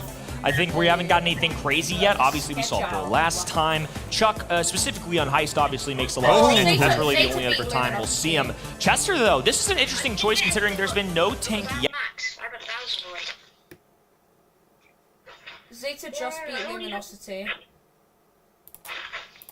150% damage. Now, he can really nuke you down very quickly. If he can hit it, that is. Clancy here for Humble. So, once again, bringing that one into the fold alongside the Piper. There, folks, is your mid. You've got very oppressive side lanes here in the Rico and Clancy providing boss gets going. And then, of course, the Piper to lock it down through mid. I think Chester's a great mid-range brawler. Very powerful. Really hits very hard, but there were no matchups where he has a clear advantage. I think the Piper into the Gus as well. Honestly, going to be pretty solid, but a Sprout in return. This is clearly to mess with Rico, to mess with Piper, and obviously Clancy, maybe not traditionally seen as somebody that's countered by throwers, but he can't get over those walls. They don't have a wall break outside of a Piper super. This is either sneakily the greatest thing that Eternal Fire could have come up with, or it's going to be another bull pick for them like set one. Lukey also doesn't want to be using his super to break walls when that's his escape tool. Should Eternal Fire put pressure down on them? Last chance saloon for Eternal Fire. They must win this series. Otherwise, Humble will be through to day 2 in top C.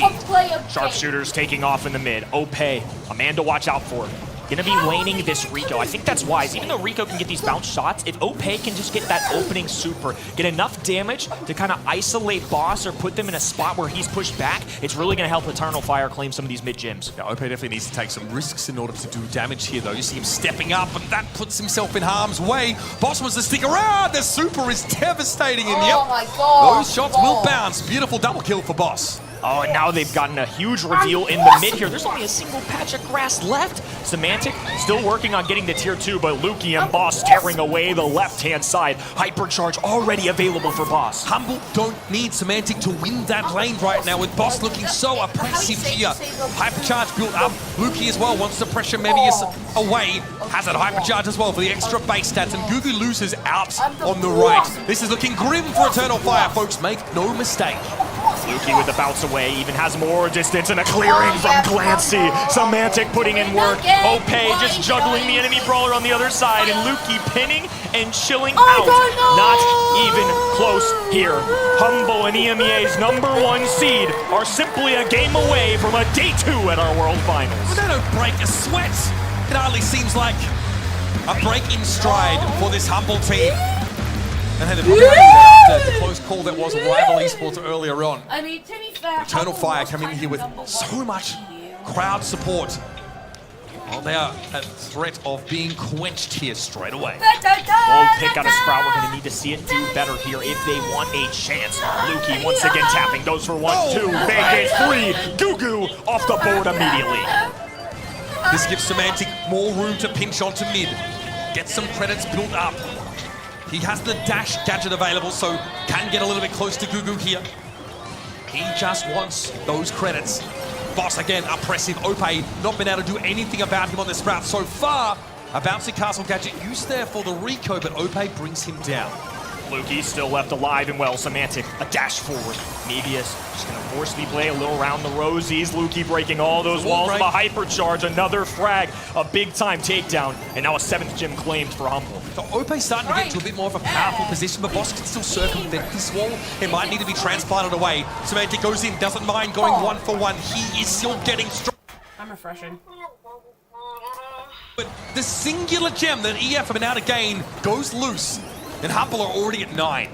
This is a problem, and the next one spawns on their side. Semantic clears the mid. 10 gems now available in a blue team countdown here. Humble counting down from 15. All they gotta do is hold the line. Lukey, nobody inside of him. Eternal Fire, a valuable LCQ performance, but the #1 seed from EMEA will have no issue here taking care of their fellow rival. That was a game. That could have been an email, honestly. Eternal Fire showed limited resistance here. In fact, the on-stage Pyro living up to their name more than they were able to. Humble here happy to end their day 2 with a quick one. Rapidly dispatching Eternal Fire and now throwing them to the wolves that is Rival. Hungry, maybe a little rabid after coming up short against this #1 EMEA squad. I think it's a big deal for Humble, too. They started off a little slow. It came down to the wire in a matchup where they were expected to win. But you know what? They came out confident. When the big stage, the bright lights went up, this team with holistically not a ton of LAN experience. Lukey hasn't had a lot. Boss really only one appearance. Semantic's been here for several years, but he's got ghosts from his past. Conquering those on day 1, establishing control, and running away with the #1 seed is exactly what they need. Here are your stats. Boss looked incredible. Ope tries to pick the Sprout and do a little bit of work with those hedges, but ultimately got clapped. Deadly Rico play here, and we talked about the first couple of picks of this draft. It felt like they were pretty standard, pretty straightforward. Safe mid in Piper. Clancy a threat that only continues to get more dangerous as the game goes on. And the Rico, very nicely done for Humble, and frankly, business as usual for this team that over the course of the year has showed the greatest consistency from their region. They'll take #1 seed in this group, which means that they take on a 2nd seed from Group B. Now, we don't know whether that's Pioneers or Totem Esports yet, neither of which promise to be easy matchups for them, but man, it's hard not to see them as one of the hot favorites in this tournament. And now Eternal Fire, questions raised, because the only team they have left today is Rival, who were so close to beating Humble, and Humble just decimated Eternal Fire. And they don't have a lot of time here. I mean, you get one little match for the best 2 of 3 to kind of recoup. And this is a team with a lot of fire, a lot of flair, a lot of emotions. That was something we did not see one time on that stage. I'm concerned for him. Lukey as your MVP here. Young player out of Germany. Well-deserved Rookie of the Year last year. And was pretty incredible on the Bell especially. We'd love to see that on that first map. Really insane damage numbers, like 450 DPS on a Bell. Almost unheard of here. I get a feeling there's much more to this Humble team that we've even begun to see. But they'll be put to the test. Make no mistake, when they come back tomorrow, of course, make it into the quarterfinals. Oh, buddy, I mean, that is a brutal showing. I barely got settled into this game, and Eternal Fire probably haven't had a chance to build up their stage legs either. And frankly, I'm worried for them. That rival matchup, I think they're going to be underdogs in that game. Let's recap our groups here. Obviously, Humble, of course, just took their final one of the day. Going to be a 2-0 lead. Now, Rival and Eternal Fire later on will be fighting for the number 2 seed. On the other end, Zeta Division at 1-1. That's definitely a scary one there, but they take care of business against LG. SK Gaming, of course, just earlier ago, secured 2-0, and now Elevate and Foot Esports. Very shortly from now, we'll have an elimination match. Goodness. SK Gaming comfortably emerging from that group number A. So it's do or die for either Elevate or Foot Esports. That is not a game you want to miss, and make sure you're checking it out on event.brawlstars.com, a place to watch along with us. Watch this stream, the B stream, and earn yourself some great in-game goodies. We'll be back with more action from the 2024 Brawl Stars World Finals live from Superfest after these messages. I might have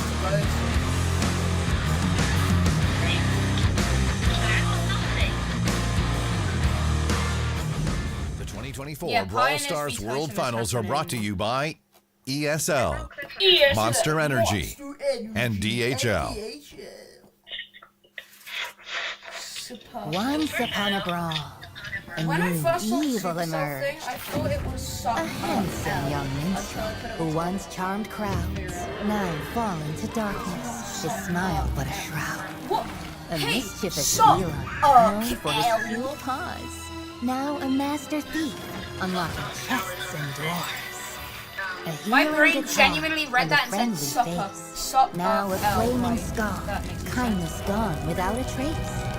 A delicious cookie So bake, literally every one time of the that best. happened, I was like, Now a haunted castle, I was like, a ghoulish guest. This automaton once served juice. Now with his sword, your head he'll make loose. A night turned into a nightmare. Nani and Peep now only want to stare. A fairy tale ending. oh, Elevate versus Foot. A scary tale beginning. Elevate versus Foot.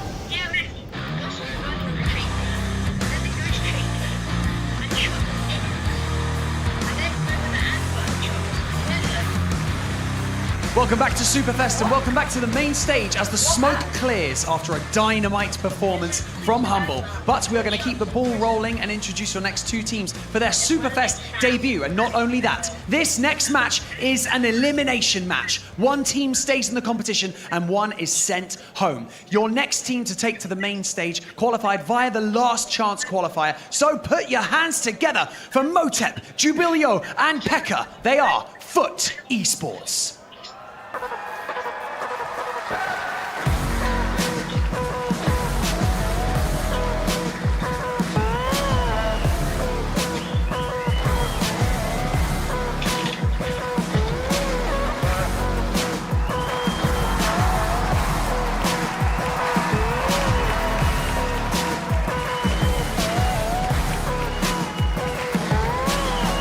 And returning to the main stage to make an impact and remain in the competition, it's Zeus, RBM, and Luffy. They are Elevate.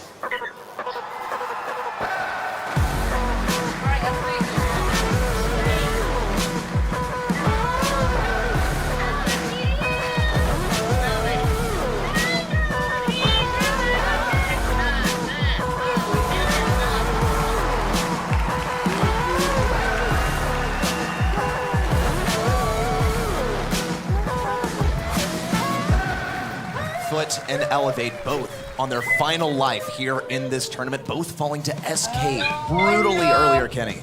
It's going to be a tough one here. Elimination matches coming early in this tournament. It's hard to survive. In our group stage, it's coming down to the wire. Starting things off, of course, going to be a Foot Esports, a phenomenal roster that made their way through LCQ. A flawless performance at that. looked amazing. They only dropped a single game along the way. That's confidence right there. They 3-0'd Toxic Lotus on that second day. Let's focus in on Pekka, though. Such a huge player for the roster. In fact, they used to be called effing mini Pekkas, sort of a symbolic mascot for the roster in that way, and always making crazy plays. This guy's been one of the best in his region for a long time. I'm always impressed with his mechanics, and it seems like when success comes, it's always alongside his team.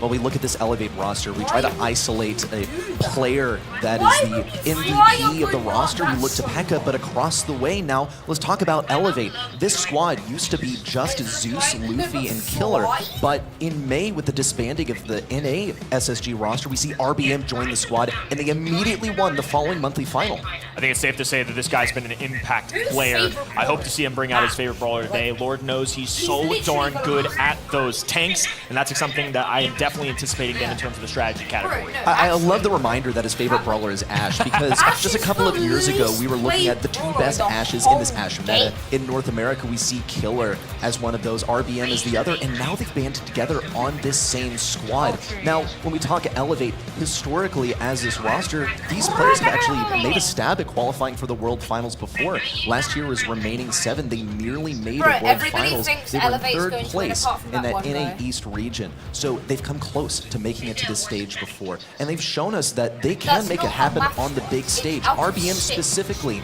coming into today, hadn't gotten a set victory at LAN. Now he's gotten his first, did eventually fall to SK, but now it is all or nothing. And they've proven that they are capable of the task. 0 in-person wins for this squad, and yet the entire casting desk is riding alongside them, except for one.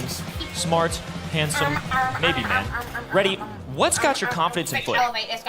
I honestly think that this is just due to a little bit of intel that I got on the side. Coach Roll has said that they see Elevate as the more beatable team between Elevate and SK. And as we can see by the fact that SK took down both of them, hey, that might actually be a very real prospect. Are they isolating Elevate as their pinpoint precision target to eliminate from the World Finals? We'll have to find out. It's all starting on Pinball Dreams. #1 seed from NA Elevate. If they go down here, would be devastating, not just as a team, but as individuals. RBM has been here before to lands multiple times, whether that LCQ or Worlds. It hasn't really picked up much to show for it. On the other side, when meeting Zeus, he's just a joyful young man. He's so grateful to be here, and you can sense that on this team.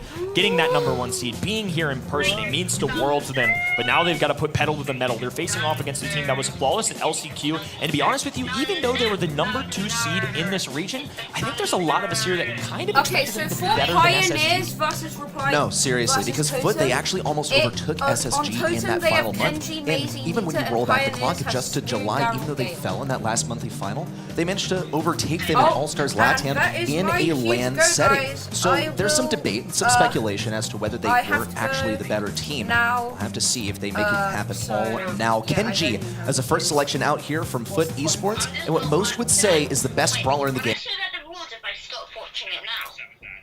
Yeah. Alright, I gotta go. Alright, bye.